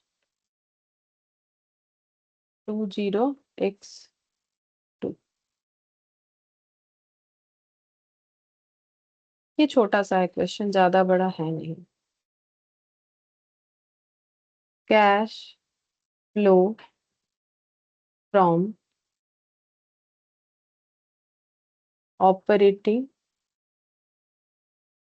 activities.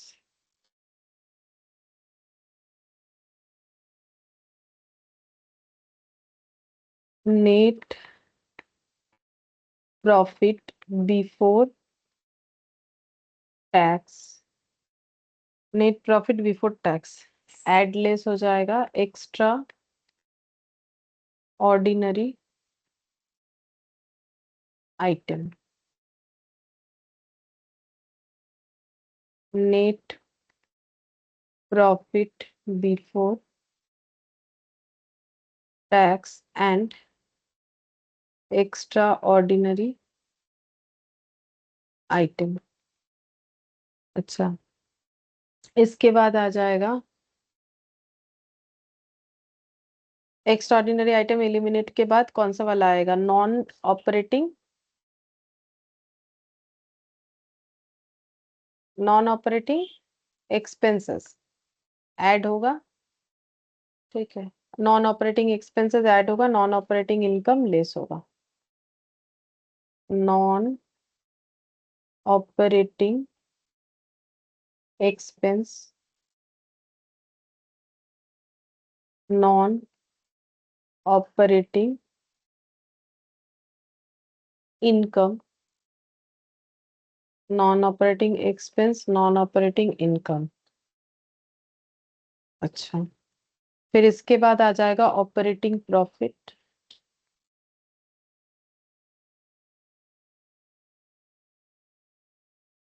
फिर ऐड नॉन करेंगे। Cash.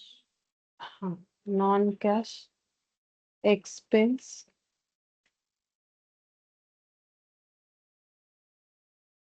Operating profit before working capital changes. Before working capital changes. तो मुझे नहीं लगता इस क्वेश्चन में कोई वर्किंग कैपिटल आएगा। है करेंट एसेट करेंट लायबिलिटी, ठीक है, लिख लेते हैं। ज्यादा पॉइंट है नहीं तो हम कम कम जगह रख रहे हैं। Operating profit before working capital changes, working capital changes जो भी आ जाएगा उसके बाद हम लोग लिखेंगे प्रॉफिट फ्रॉम ऑपरेशन।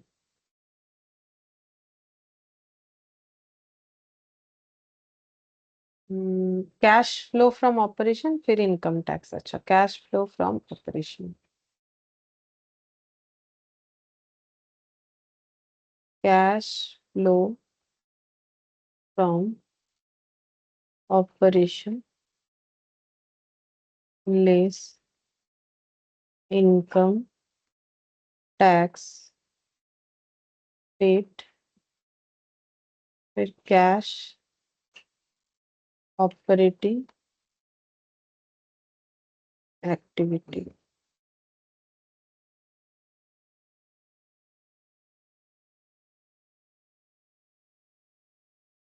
फिर आ जाएगा cash flow from investing activities,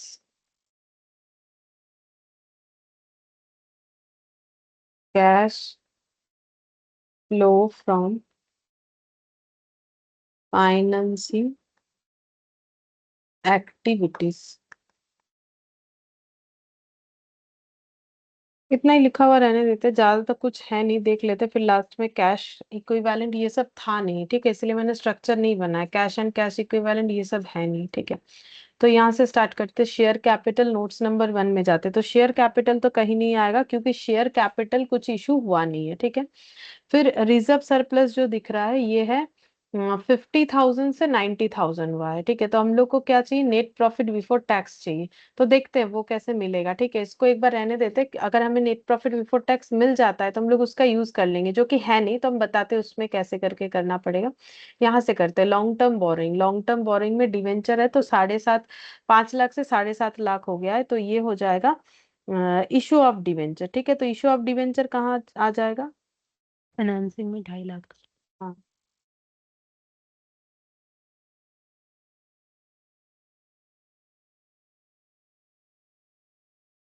कुछ भी एडजस्टमेंट है नहीं, तो दोनों का डिफरेंस, ठीक है, 7.5 लाख और 5 लाख, चाहो तो यहाँ लिख लो।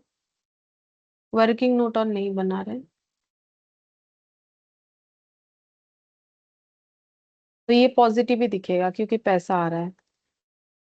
अच्छा, फिर इसके बाद है अदर करेंट लाइबिलिटी 5,000, बस वही दिख रहा है, अदर करेंट लाइबिलिटी।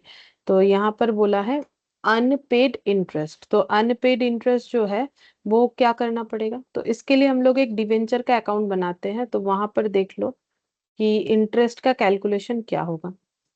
देखो, ये इंटरेस्ट जो है ये डिवेंचर का ही दिख रहा है, तो देखो 10% अगर डिवेंचर है तो ये 5,000 इंटरेस्ट किस पे दिख रहा होगा? ये अमाउंट की ये अमाउंट बोलो। 5 लाख। 5 लाख पे दिख रहा है, मतलब ऐसे होता है, ये देखो दिखाता हूँ, जैसे ये डिवेंचर, ठीक है, तो लाइबिलिटी है,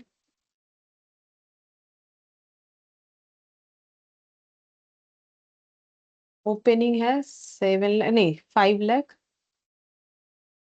और ये 7,50,000। इसमें तो हम लोग सीधा लिख देंगे टू बैंक इशू हो रहा है 2,50,000, सॉरी 2 लाख, ओ मैंने इधर क्या लिख दिया गलती से, इधर लिखना था मुझे, बाई बैंक, टू बैंक लिख दिया। तुम लोग भी कुछ नहीं बोल रहे।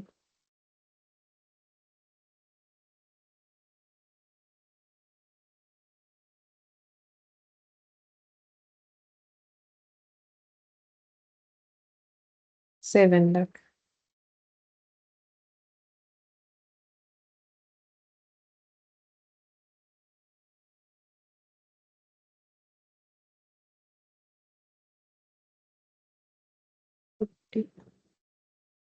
इसका एडजस्टमेंट मैंने ऑलरेडी करके दिखा दिया। अब डिवेंचर इंटरेस्ट, डिवेंचर इंटरेस्ट का अकाउंट बनाएंगे, तो डिवेंचर इंटरेस्ट, तो इंटरेस्ट का पहले पेबल दिख रहा है कितना?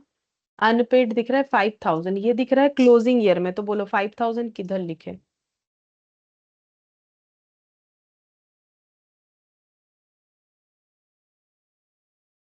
लाइबिलिटी है तो डिवेंचर इंटरेस्ट अनपेड मतलब तो आउटस्टैंडिंग, तो लाइबिलिटी क्लोजिंग किधर दिखता है? Opening by side by balance BD, तो क्लोजिंग नीचे किधर? टू। टू बैलेंस सीडी, ये कितना है? 5,000, ठीक है। अच्छा, इसका मतलब डिवेंचर का इंटरेस्ट का रेट तो हमें पता है कितना, 10%, चाहो तो यहाँ पर लिख लेते हैं 10% डिवेंचर, तो इसका मतलब 5 लाख पे 5,000 बाकी है। और इस बार डिवेंचर का इंटरेस्ट कितना होगा? Total seven debenture thousand five hundred हाँ, टोटल डिवेंचर हम लोग का हो रहा है 7,500, ठीक है। तो यहाँ पर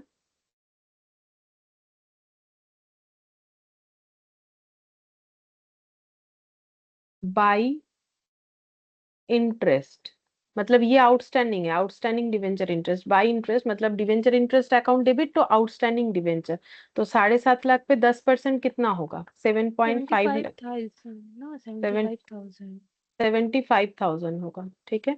अब उसमें से हम लोगों ने 5,000 बाकी रखा है, तो बाकी अमाउंट पे कर दिया है, तो पेड अमाउंट कितना है? और ये वाला भी तो 50,000 होगा फिर। 5 लाख पे 10%, मतलब हाँ इनिशियली हाँ, इंटरेस्ट तो लेकिन 50,000। बाकी बाकी तो 5,000 ही रखा है ना, तो हाँ, इसका मतलब बाकी बाकी 5 पे रखा कर है। दे, 50 हाँ। होने से भी बाकी पे कर दिया होगा, तभी ये लाइबिलिटी दिख रहा है। अच्छा। तो टोटल इंटरेस्ट था 75,000, 55। 5 लाख और 2,50,000 मिला के 75,000। अब उसमें से हम लोगों ने फिर कुछ दे दिया होगा, तभी सिर्फ 5,000 बाकी दिख रहा है, तो हाँ, तो कितना दे दिया 70 होगा? दे दिया। तो ये 70,000 को कैसे लिखेंगे? To bank, bank. ऑब्वियसली। तो यहाँ पर हो जाएगा 75,000 और 75,000। अब ये कहाँ पर क्या लिखना चाहिए? तो सबसे पहला बात है कि इंटरेस्ट पेड कहाँ लिखेंगे? ये तो फाइनेंसिंग एक्टिविटी में लिखेंगे, इंटरेस्ट पेड 70,000, ये फाइनेंसिंग एक्टिविटी में चला जाएगा कि 70,000 का इंटरेस्ट पेड, ठीक है। अच्छा, और ये जो चार्ज हो रहा है इंटरेस्ट, ये कौन सा एक्टिविटी है, ये कहाँ चार्ज होगा, पीएल में चार्ज होगा। पीएल में ये खर्चे तीन कैटेगरी में डिवाइडेड है, ऑपरेटिंग, नॉन ऑपरेटिंग, एक्स्ट्राऑर्डिनरी। ये तीनों में से कहाँ पड़ता है, नॉन ऑपरेटिंग। Non operating. तो नॉन ऑपरेटिंग में ये वाला क्या हो जाएगा, ऐड करना पड़ेगा, ये तो नॉन ऑपरेटिंग एक्सपेंसेस है, तो क्या लिखेंगे, इंटरेस्ट ऑन डिवेंचर। कितना लिखेंगे, ये अमाउंट कितना लिखना चाहिए, जो पीएल में चार्ज हो रखा है। तो पीएल में तो पूरे साल का जो खर्चा है वो चार्ज होता है, 5,000 तो बाकी रखा है। जब पीएल बनाते हो तो उसको ऐसे लिखना पड़ता है, इंटरेस्ट बोल के 70,000 प्लस आउटस्टैंडिंग बोल के 5,000, यानी 75,000, और 5,000 को बैलेंस शीट में आउटस्टैंडिंग दिखाया जाता है, ठीक है। तो पीएल में जैसे चार्ज हुआ था उतने से ही हमें उसे एडजस्ट करना पड़ता है। तो यहाँ पर कितने से एडजस्ट होगा, 70, अरे 5। बोलो 75, हाँ 75,000, ठीक है। अच्छा, अब नेक्स्ट पॉइंट देखते हैं। ये भी हो गया। इंटेंजिबल एसेट, फिफ्थ नंबर पे जाते हैं। तो गुडविल, गुडविल कम हो गया है, तो गुडविल राइट ऑफ हो गया है। तो कितना राइट ऑफ हो रहा है, बस इसमें तो कोई एडजस्टमेंट नहीं है, दोनों का डिफरेंस बोलो। इसको एमोटाइजेशन भी बोल सकते हो, इंटेंजिबल एसेट का राइट ऑफ हाँ, बोलो कितना। 25,000। तो फिर 25,000 अगर राइट ऑफ हुआ है तो 25,000 कहाँ दिखाएंगे, पीएल में चार्ज हुआ नॉन था। Cash expense. हाँ, नॉन कैश एक्सपेंसेस में देखो, तो ये हम लोग का ये ऑपरेटिंग आइटम है, ठीक है। लेकिन ये कहाँ जाना चाहिए, नॉन कैश में जाना चाहिए। तो यहाँ पर लिखेंगे गुडविल एमोटाइज्ड।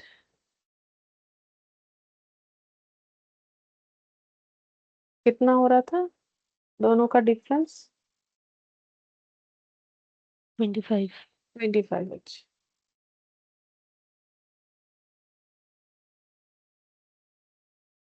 बस और कुछ नहीं है, हम लोग को सिर्फ पीएल का चेक करना पड़ेगा। तो देखो, मुझे यहाँ पर नेट प्रॉफिट बिफोर टैक्स चाहिए होता है, जो कि मेरे पास यहाँ पर डायरेक्टली कुछ भी अवेलेबल नहीं। बाकी सारे पॉइंट हम लोगों ने डिस्कस कर लिए, सिर्फ ये रिजर्व सरप्लस का 90 और 50 के अलावा। तो इसका मतलब, अगर मेरा ये पीएल का बैलेंस, ये इतना तो पता चल रहा है ना कि इस बार प्रॉफिट कितना हुआ है, 50 से प्रॉफिट 90 हो गया है। तो करेंट ईयर का प्रॉफिट कितना है,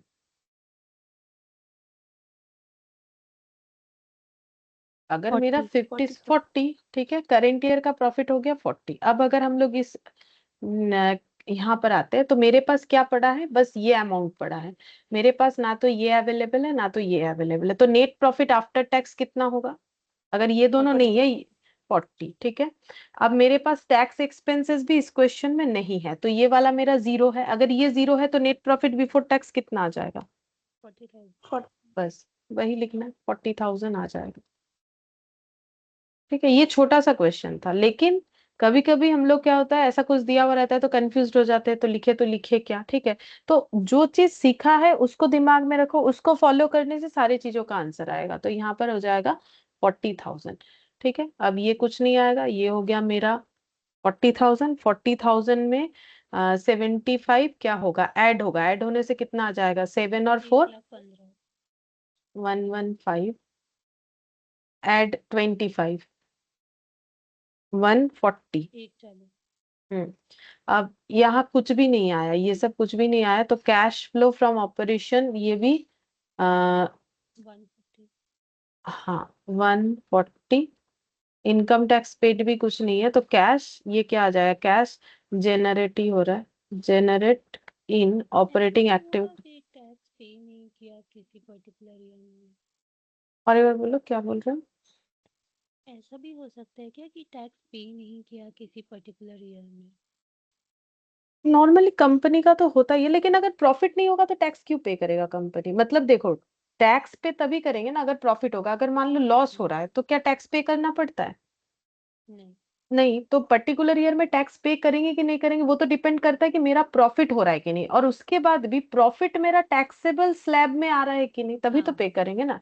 नहीं तो नहीं हाँ। करेंगे, अगर नहीं हो रहा है तो जीरो रिटर्न फाइल करेंगे। अच्छा, इन्वेस्टिंग एक्टिविटी भी मेरा कुछ नहीं होगा, यहाँ पर आ जाएगा ये दोनों एक्टिविटी, 250 और 70, ये कितना आ जाएगा, 180। चलो 180 पॉजिटिव लिख देते हैं। 180 पॉजिटिव आ रहा है तो इसको हम लोग को लिखना है cash generate from financing activity. अब दोनों का एडिशन होके, क्योंकि दोनों पॉजिटिव डेटा निकला है तो दोनों ऐड हो जाएगा। 1 लाख 1 लाख 2 लाख 80 और 40 8 9 10 11 12 1 लाख 20 मतलब 3 लाख 20 हजार। देख लो 3 लाख 20 हो रहा है, ठीक से चेक कर लो। हाँ मैम। ठीक है, तो ये हो जाएगा net cash increase during the year. और ओपनिंग कैश बैंक ये सब कुछ भी नहीं है, ठीक है। एकदम छोटा सा क्वेश्चन था तो जैसा था वैसा ही किया मैंने, तो उसके बाद और कुछ लिखने का जरूरत नहीं, इतना सबका जरूरत भी नहीं था। बट देखो, अगर हमें प्रॉपर चीज पता है तो फॉर्मेट में लिखोगे तो कोई भी क्वेश्चन चाहे वो कितना भी छोटा हो या फिर लेंदी हो कर पाओगे, ठीक है। जैसे कि इसमें कुछ था ही नहीं, तो ऐसे क्वेश्चन में क्या होता है ना, हम लोग ये कंफ्यूज होते हैं तो लिखे कहाँ लिखे क्या लिखे नहीं समझ में आ रहा है। लेकिन फॉर्मेट के साथ करोगे तो बिल्कुल समझ में आए। अच्छा, तो इसमें इलास्ट्रेशन 2 भी ऐड कर देंगे। कहाँ लिखा था मैंने, कहाँ चला गया, यहाँ लिखा था, यहाँ लिखा था। इलास्ट्रेशन 2 3 4 5 6 7 8 9 यहाँ तक कंप्लीट है। 3 4 5 6 7 8 9 ये लास्ट क्लास में हमारा, मतलब इसके पहले जो भी क्लास हुआ है उसमें कर लिया है हम लोगों ने।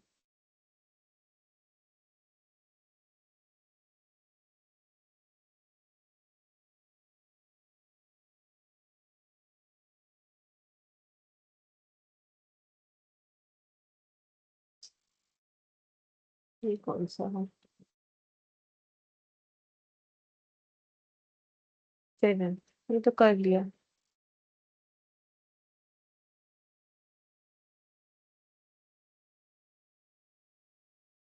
8 हो गया है। 9 जो है ये भी हम लोगों ने डायरेक्ट मेथड से कर लिया है, ठीक है। ये क्वेश्चन हम लोग को डायरेक्ट मेथड से ही करने के लिए बोला था, तो ये हम लोगों ने क्लास में कर लिया है 9 वाला।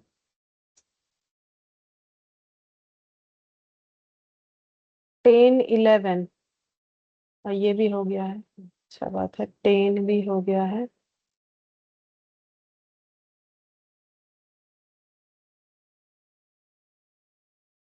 11 भी कर लिया है। तो 12 जो है ये करना पड़ेगा, ठीक है। देखते हैं। नहीं मैम 10 11 तो नहीं हुआ है।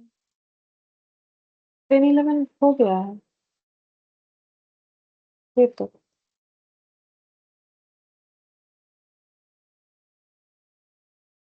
ये रहा 10 कर लिया।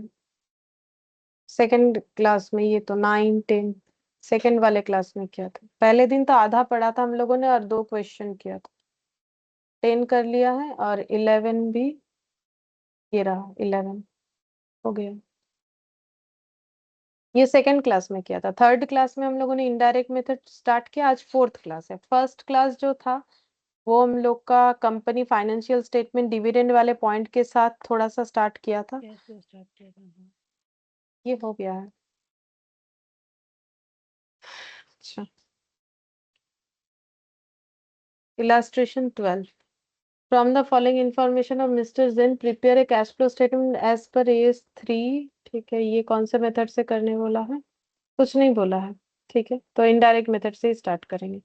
तो कैपिटल बोल रखा है, trade payable, loan, loan from bank, land plant and machinery, net block, inventories, trade receivable, cash, machine costing 80,000, accumulated depreciation 24,000 was sold for 40,000। तो accumulated आज ही समझाया। The provision for depreciation 2 lakh and 2 lakh and 31 March 2001 was 3,20,000। अच्छा, तो opening provision closing provision है, ये language में ऐसे बता दिया। The net profit for the year ended 31 March 2001 was 3,60,000, ये हमें बता दिया है। तो हमें कुछ नहीं बोला है, तो हम लोग इनडायरेक्ट मेथड से ही करेंगे। तो फिर से वही स्ट्रक्चर बनाओ सबसे पहले। इलास्ट्रेशन 12, कैश फ्लो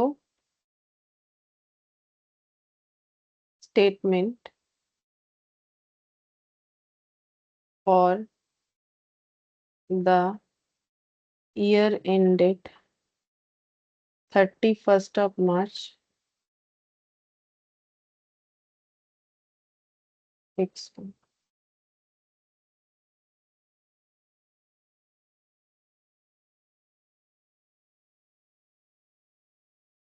इसमें भी बहुत ज्यादा कुछ पॉइंट नहीं है, तो ज्यादा जगह नहीं भी रखेंगे तो चलेगा। Particulars amount cash flow from operating activities, net profit before tax, add less extraordinary item. तुम लोग चाहो तो इसको अवॉइड कर सकते हो, ये नॉर्मली नहीं आता है क्वेश्चन में।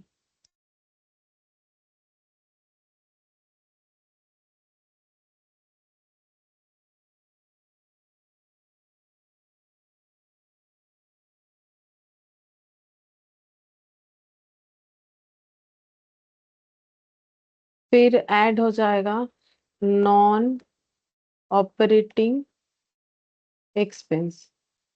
दो दो लाइन जगह रखते हैं, बहुत ही छोटा सा क्वेश्चन है, लेस कर देंगे non operating income.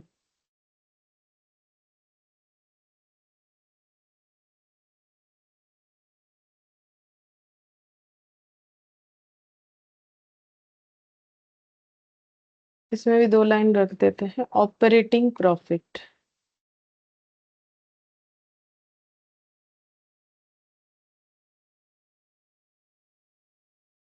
Operating non cash expense, item लिख देते हैं, ठीक है। चलो एक्सपेंस ही लिख देते हैं, एक्सपेंस ही तो नॉर्मली हम लोग यहाँ पर यूज करते हैं, एक्सपेंस। यहाँ ज्यादा से ज्यादा डिप्रिशिएशन एमोटाइजेशन आता है, यहाँ भी दो लाइन जगह रखेंगे। Operating profit before working capital changes, operating profit before working capital changes. फिर वर्किंग कैपिटल चेंजेस का जो भी पॉइंट आएगा, कैश फ्लो फ्रॉम ऑपरेशन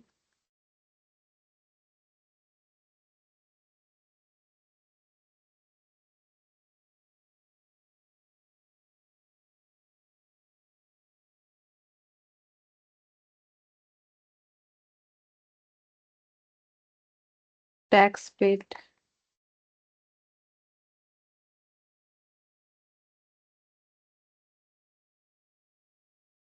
फिर आ जाएगा cash from operating activity, short में लिख दिया।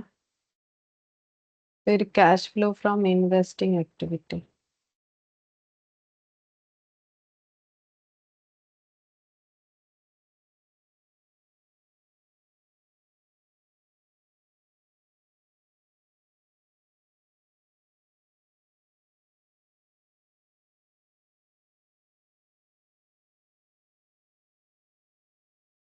फिर यहाँ पर आ जाएगा, यहाँ नेट लिख सकते हो, नेट कैश ऐसे भी लिखा जा सकता है। फिर यहाँ जो भी पॉइंट आएगा, net cash from investing activity, फिर cash flow from financing activity,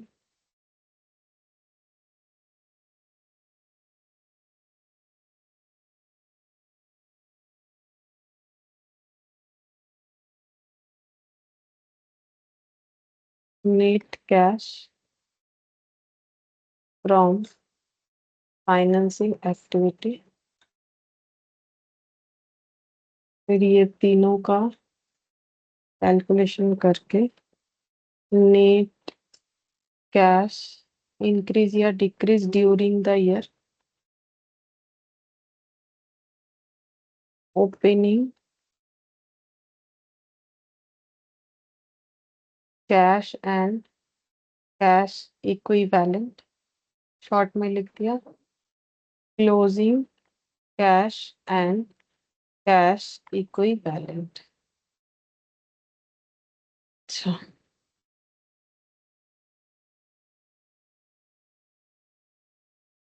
अच्छा कैपिटल ये प्रीवियस ईयर है, तो 10 लाख से 12 लाख 24 हो गया, तो 10 लाख से 24 हुआ है, और इधर मतलब सॉरी 12 लाख 24 हुआ है, और एडजस्टमेंट कुछ था नहीं, सिर्फ इस पे एडजस्टमेंट था।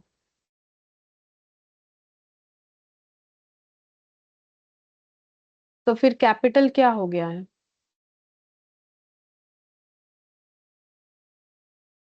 कैपिटल बढ़ गया है, कैपिटल बढ़ने का मतलब इशू हुआ है ना, मतलब उसने कैश और भी कैपिटल इंट्रोडक्शन किया है, तो ये कहाँ जाना चाहिए?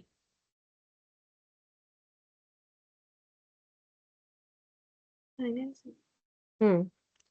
अब इसका एक अकाउंट बना के दिखाते हैं, देखो क्यों अकाउंट बनाना जरूरी है। ये देखो,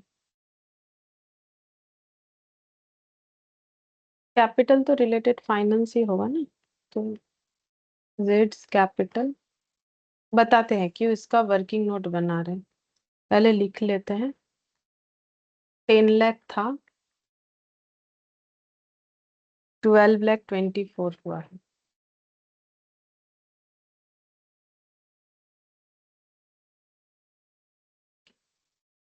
अच्छा, अब यहाँ पर कैपिटल पूरे साल बिजनेस करने से, देखो क्या हम बोल सकते हैं पूरा कैपिटल इंट्रोडक्शन के वजह से ही बढ़ा है? कैपिटल और कैसे बढ़ सकता है?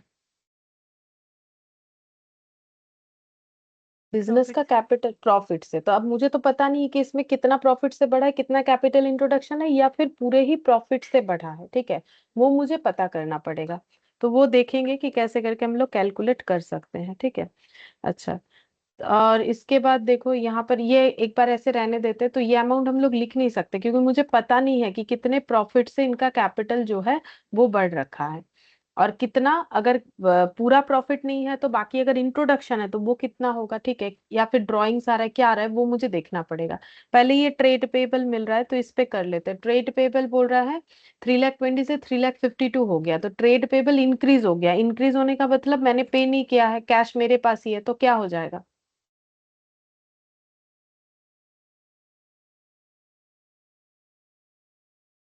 नहीं बोल पाओगे? बढ़ जाएगा, ऐड होगा। इंक्रीज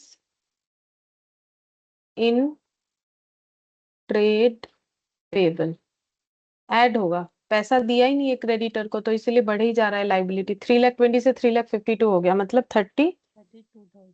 32,000। अच्छा, इसके बाद लोन है, लोन पहले 2 लाख था अब 0 दिख रहा है, तो इसका मतलब क्या हो गया? लोन रीपे कर दी। रीपे हो गया, पहले 2 लाख दिख रहा था अब 0, तो लोन रीपे कहाँ लिखेंगे? फाइनेंसिंग एक्टिविटी में। लोन रीपेड अमाउंट हो जाएगा 2 लाख।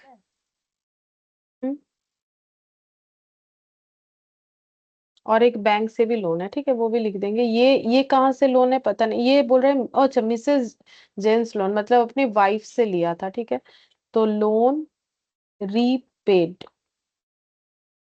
मिसेस जेड वाला, ठीक है, ये रीपे हो रहा है, ये हो जाएगा 2 लाख नेगेटिव। और लोन फ्रॉम बैंक 3 लाख 20 से 4 लाख हो गया, तो लोन टेकन कितना हो जाएगा? ये तो लोन टेकन है, 2,000। 80,000।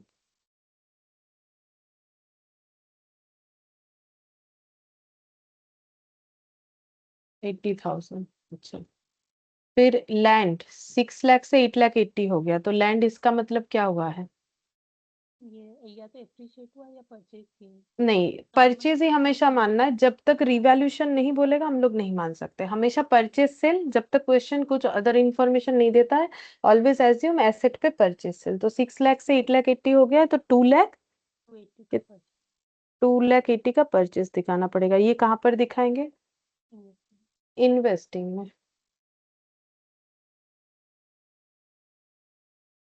परचेज ऑफ लैंड, नेगेटिव में 2,80,000।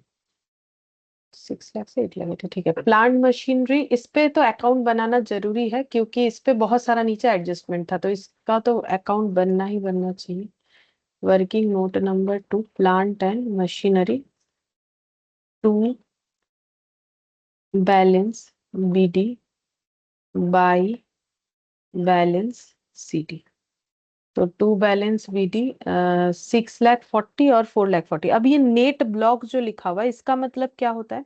नेट ब्लॉक का मतलब होता है कि ये एसेट का कॉस्ट नहीं दिख रहा है, मतलब इससे डेप्रिसिएशन लेस करके दिया है। मतलब कौन सा मेथड से किया हुआ है? जैसे मैंने बोला, एक होता है कि 100 पे 10 दिखा दिया, 90, फिर नेक्स्ट ईयर मैंने 90 पे 10 दिखा दिया, 80, फिर नेक्स्ट ईयर मैंने 80 पे 10 दिखा दिया, 70। मतलब बैलेंस शीट मैंने बोला था ना, इस तरीके से भी होता है। तो ये net block, net block, net block मतलब ग्रॉस ब्लॉक कब होता है? जब मैंने 100 इधर दिखाया, डिप्रिशिएशन इधर दिखाया, फिर 100 इधर दिखाया, 20 डिप्रिशिएशन इधर दिखाया, 100 इधर दिखाया, 30 डिप्रिशिएशन इधर दिखाया, उसको बोलते हैं ग्रॉस ब्लॉक। तो नेट ब्लॉक का मतलब है कि इसमें से हम लोग का माइनस किया हुआ है डिप्रिशिएशन, मतलब डिप्रिशिएशन लेस करने के बाद जो वैल्यू होता है वही दिख रहा है। तो जो कि है हम लोग का 6,40,000 और 4,40,000।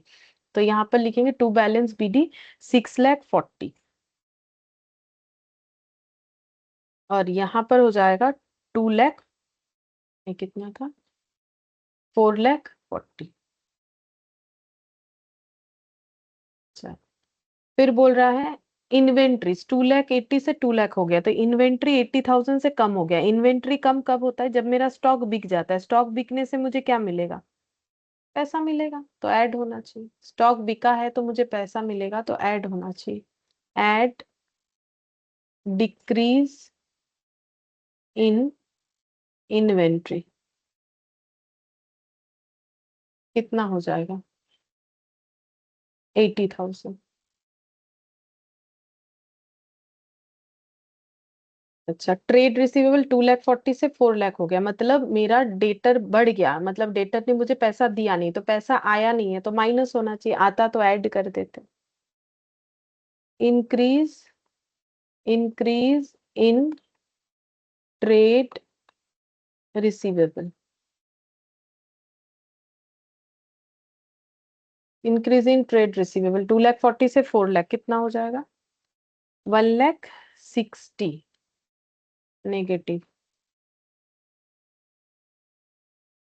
अच्छा, कैश 80 और इधर 56, ओपनिंग 80, ओपनिंग 80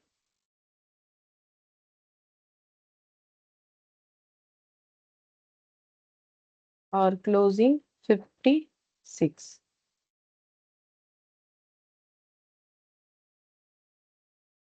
अच्छा, अब ये machine costing 80,000, accumulated depreciation there on 24,000 was sold for 40,000, the provision for depreciation on 1420x0 was 2 lakh, and इतना मतलब opening closing net profit for the year was 3,60,000, net profit दे दिया है, ठीक है।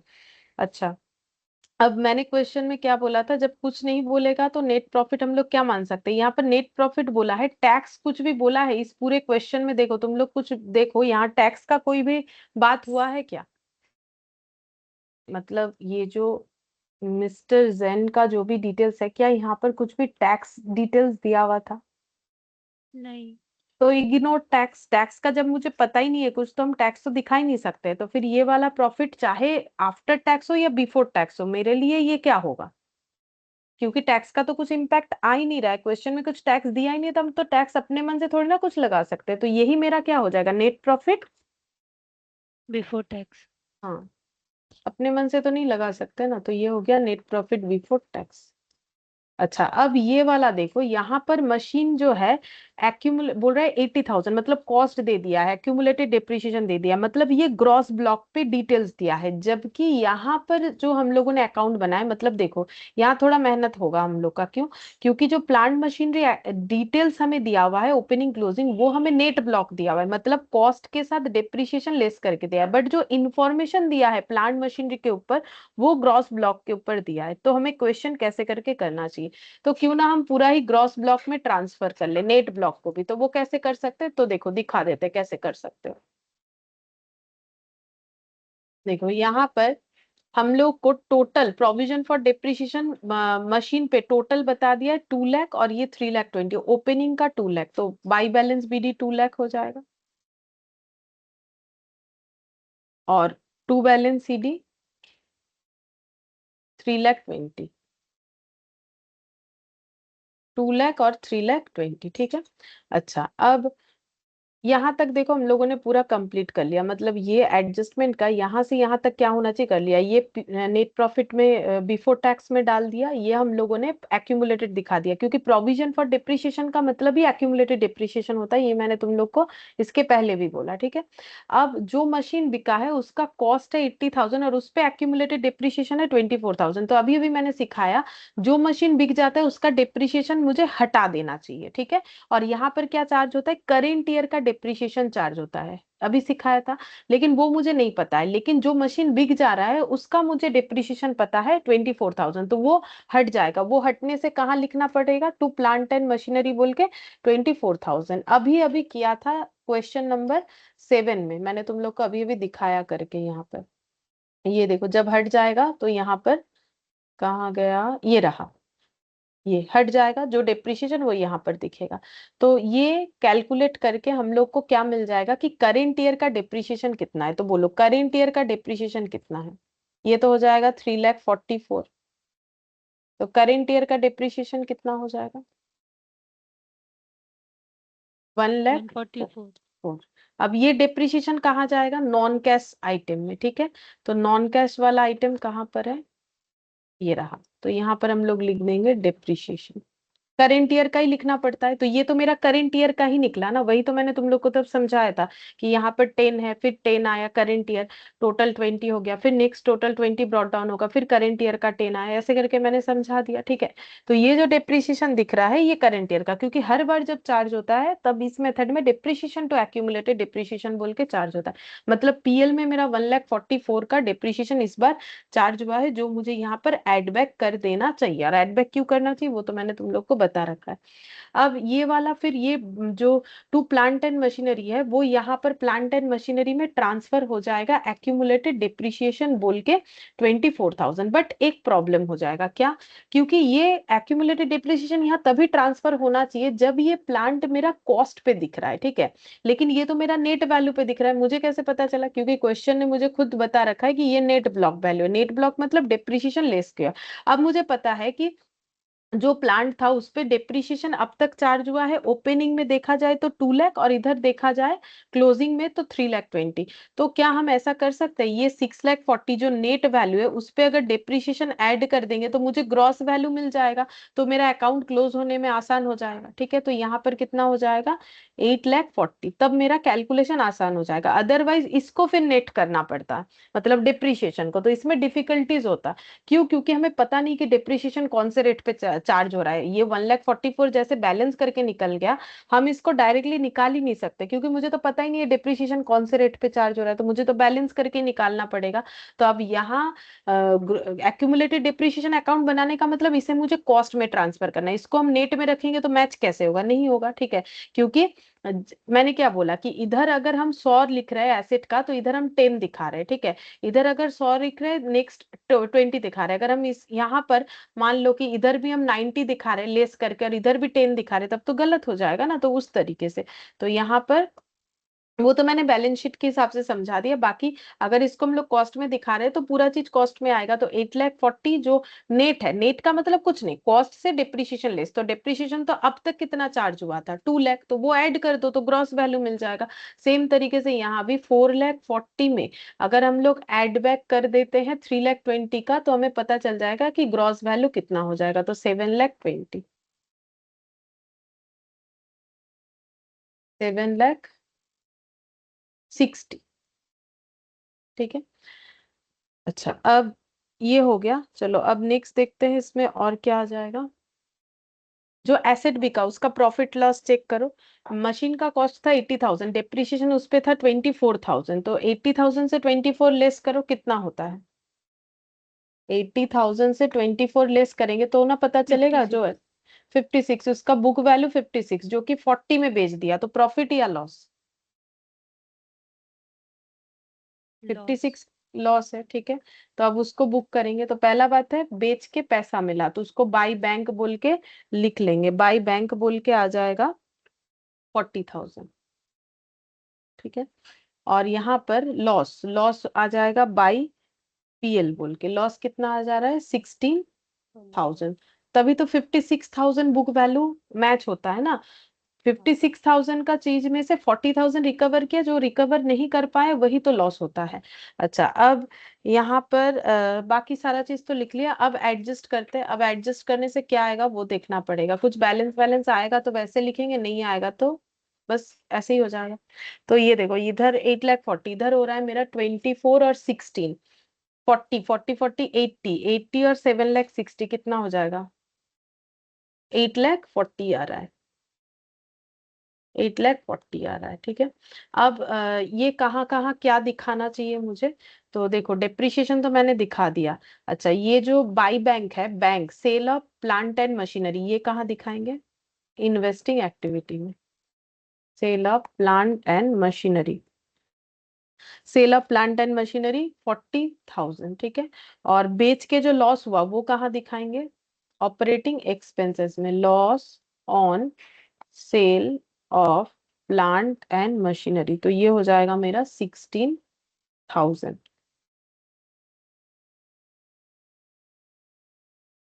बस ये क्लोज हो गया।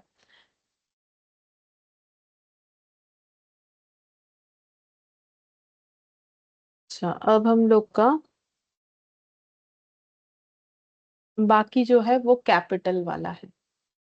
अब देखो, प्रॉफिट हम लोग का कितना हुआ है? 3,60,000। तो इस बार प्रॉफिट के वजह से कैपिटल कितने से बढ़ा होगा? प्रॉफिट अगर मेरा 3,60,000 है तो यही वाला तो बैलेंस शीट में नेट प्रॉफिट बोल के ऐड हो जाता है ना। तो प्रॉफिट के वजह से कैपिटल कितना बढ़ा होगा? 3,60,000। तो प्रॉफिट को जब कैपिटल में ट्रांसफर करते हैं तो क्या एंट्री होता है? प्रॉफिट जब चला जाएगा, प्रॉफिट क्रेडिट होता है, चला जाएगा तो क्या होगा? डेबिट। कैपिटल में जाएगा तो कैपिटल बढ़ेगा, बढ़ने से कैपिटल क्रेडिट होता है, तो बाई क्या लिखेंगे? पीएल। तो ये पता चल गया कि 10 लाख के कैपिटल में 3,60,000 का प्रॉफिट ऐड हुआ है, तो कितना हो जाएगा? 13,60,000।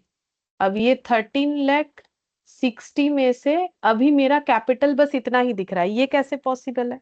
मतलब कम दिख रहा है ना, मेरा कैपिटल 13,60,000 दिखना चाहिए, बट दिख रहा है 12,24,000। तो फिर डिफरेंस कितने का दिख रहा है, पहले ये बताओ। 136। अब इसको क्या बोलोगे? 11 का फाइनल अकाउंट्स याद करोगे तो ही बता सकते हो आराम से, ड्राइंग। क्यों? ड्राइंग्स, ठीक है, क्योंकि ये वैसे भी इंडिविजुअल का है।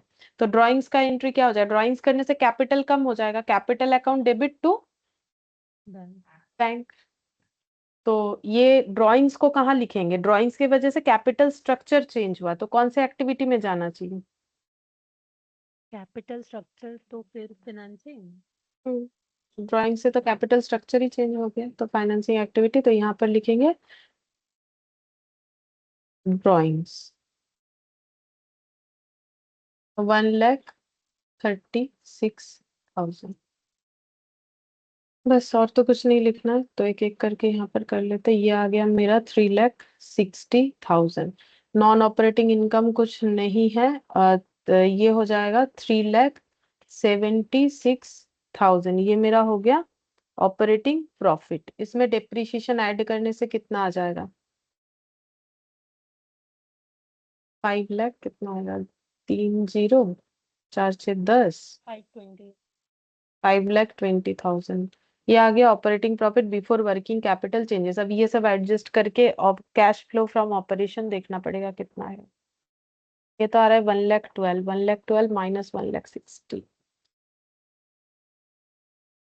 472 4,72 होना चाहिए। ठीक है, हम देख लेते हैं। 5,20,000 प्लस 30 है, बोलो।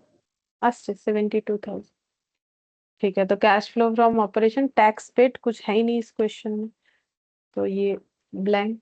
यहाँ पर आ जाएगा 4,72,000 net cash generate from operating activity.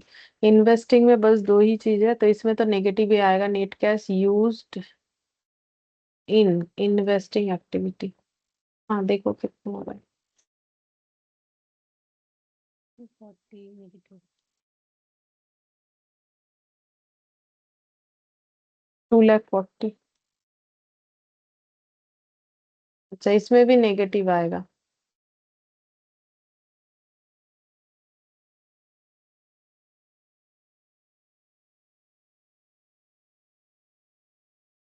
2,56,000 2,56,000 2,56,000 2,40,000 2,00,000 2,00,000 4,00,000 4,96,000 4,96,000 4,72,000, मतलब नेगेटिव ही आएगा। कितना आ रहा है? 24,000 प्लस 80,000 आ जा रहा है 56। 56,000। ठीक है, तो ये हम लोग का हो जाएगा इलास्ट्रेशन 12। ये भी यहाँ पर ऐड कर लेते हैं। अच्छा,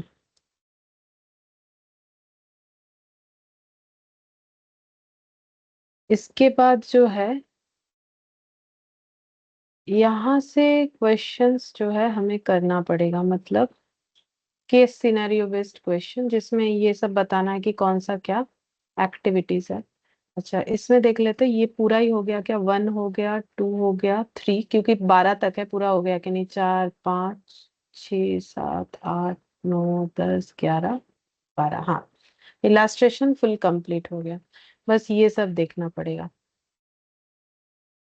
अच्छा, इसमें 8th नंबर से स्टार्ट है। 8 9 8 9 10 कितना सारा है देख लेते हैं एकदम। 8 9 10 11 12 13, लेकिन सिमिलर टाइप ही होगा। 13 14 8 9 10 11 12 13 14। अच्छा,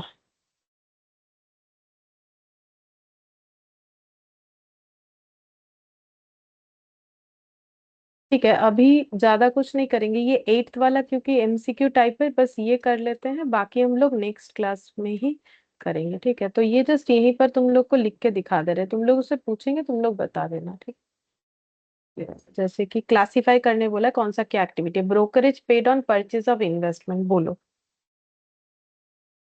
इन्वेस्टिंग एक्टिविटी हाँ, under writing commission paid. Under writer मतलब जो शेयर बिकवाते हैं, उनको दिया गया कमीशन। हाँ, शेयर से रिलेटेड आइटम तो शेयर फाइनेंस, तो ये भी finance. Trading commission receipt, operating हाँ। Operating proceeds from sale of investment, investing investing purchase of goodwill, investing hmm, investing किसी का गुडविल परचेज कर रहा है, बिजनेस में इन्वेस्ट कर रहा है। Redemption of preference share, financing finance rent receipt from property held as investment, investing हाँ। Interest paid on long term boring, financing हाँ। Marketable securities having risk of change in value, अगर risk of change in value है नहीं, तब cash and cash equivalent नहीं है ना।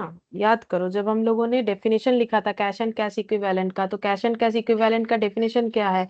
जो हमारा मार्केटेबल सिक्योरिटीज का मतलब क्या होता है? जिसमें हम लोग का क्या नहीं होगा, जिसमें हम लोग का वैल्यू चेंज का रिस्क नहीं होगा। ठीक है, वो डेफिनेशन तुम लोग देखोगे ना, जो मैंने कैश एंड कैश इक्विवेलेंट लिखा था, यहाँ हम नहीं दिखा पा रहे क्योंकि वो उस दिन क्लास मैंने ऑफलाइन लिया था ना, तो उस दूसरे वाले लैपटॉप में किया था, तो वो वहां ही दिखा पाएंगे। तुम लोग अपने कॉपी में लिखे हो तो देख लेना। रिस्क अगर चेंज इन वैल्यू में रिस्क नहीं होता है तो ही वो मार्केटेबल, तो ही वो एक कैश इक्विवेलेंट होता है, अदरवाइज ये कैश इक्विवेलेंट नहीं होगा। तो इसमें कुछ नहीं बोलना है, बोलना है तुम लोग को not cash equivalent. Refund of income tax receipt, तो इनकम टैक्स जहां जाता है उसका रिफंड भी वहीं आता है, तो बोलो इनकम टैक्स कहाँ जाता है? Operating. ऑपरेटिंग, तो ऑपरेटिंग। ये भी ऑपरेटिंग में ही आ जाएगा। ठीक है। अच्छा, और ये एमसीक्यू भी कर लेते हैं। While preparing cash flow statement, conversion of debt to equity, debenture को अगर इक्विटी में ट्रांसफर करते हो तो ये क्या एक्टिविटी हो जाएगा? Financing. फाइनेंस। नहीं, ऐसे बोलना है। अच्छा हाँ, फाइनेंस, इन्वेस्ट, और should not be shown as it is non cash transaction, should not be shown as operating activity. तो ठीक से बोलो, क्या बोला है? कैश फ्लो स्टेटमेंट बना रहे थे, डेब्ट को इक्विटी में ट्रांसफर कर दिया, तो कैश फ्लो में क्या इसका इम्पैक्ट आएगा? कैश में तो कुछ इम्पैक्ट नहीं तो आएगा। हाँ, तो कैश फ्लो इनफ्लो आउटफ्लो नहीं होने से तो कैश फ्लो में वो आता ही नहीं है, तो फिर ये कौन सा होगा? Option C. Option C. Option C. फिर बोल रहा है which of the following would be considered a cash flow item from an investing activity? सभी आउटफ्लो बोला है, आउटफ्लो आउटफ्लो आउटफ्लो। अब इसमें बोला है to government for payment of tax, purchase bond, shareholder as dividend, payment to trade payable. बोलो। Option B. Option B होगा। ठीक है। Purchase bonds issued by another company, मतलब हम लोग अगर बॉन्ड परचेस कर रहे हैं जो किसी और कंपनी ने इशू किया था, तो हम लोग अपना क्या कर रहे हैं? कंपनी को लोन दे रहे हैं, उस कंपनी को बॉन्ड खरीद के, तो हम लोग उस कंपनी में इन्वेस्ट कर रहे हैं। फिर all of the following would be included in companies operating activity except, मतलब कौन सा ऑपरेटिंग एक्टिविटी में नहीं जाएगा? Income tax payment, collection from customer और डिविडेंड। कैश। हाँ, डिविडेंड वाला। ठीक है, बाकी सब ऑफिस सेलिंग एक्सपेंसेस ये सब हम लोग का ऑपरेटिंग में ही जाता है। फोर्थ नंबर में बोला है Hari Uttam stock broking firm received 1,50,000 as premium for forward contract entered for purchase of equity share. Equity share purchase करने के लिए इन्होंने एक फॉरवर्ड कॉन्ट्रैक्ट कर रखा था। How will you classify this amount in cash flow statement? Operating, investing, financing या non cash?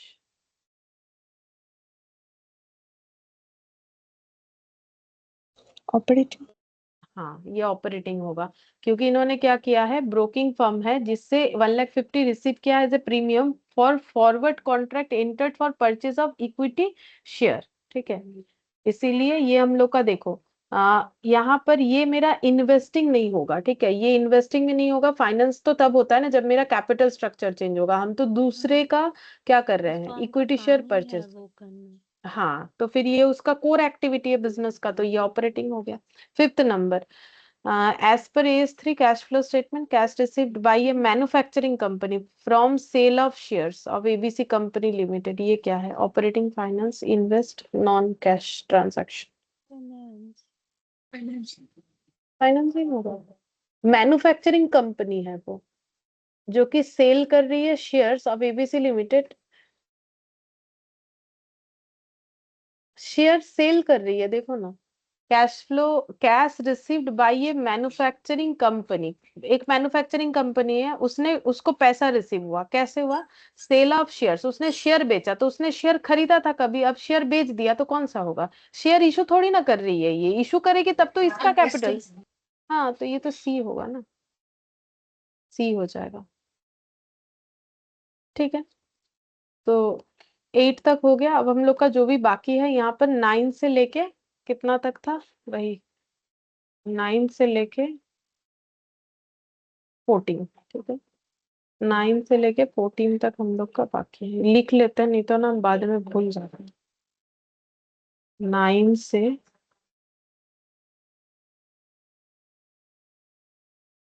इतना बाकी। ठीक है, ये हम लोग नेक्स्ट क्लास में करेंगे, आज इतना ही।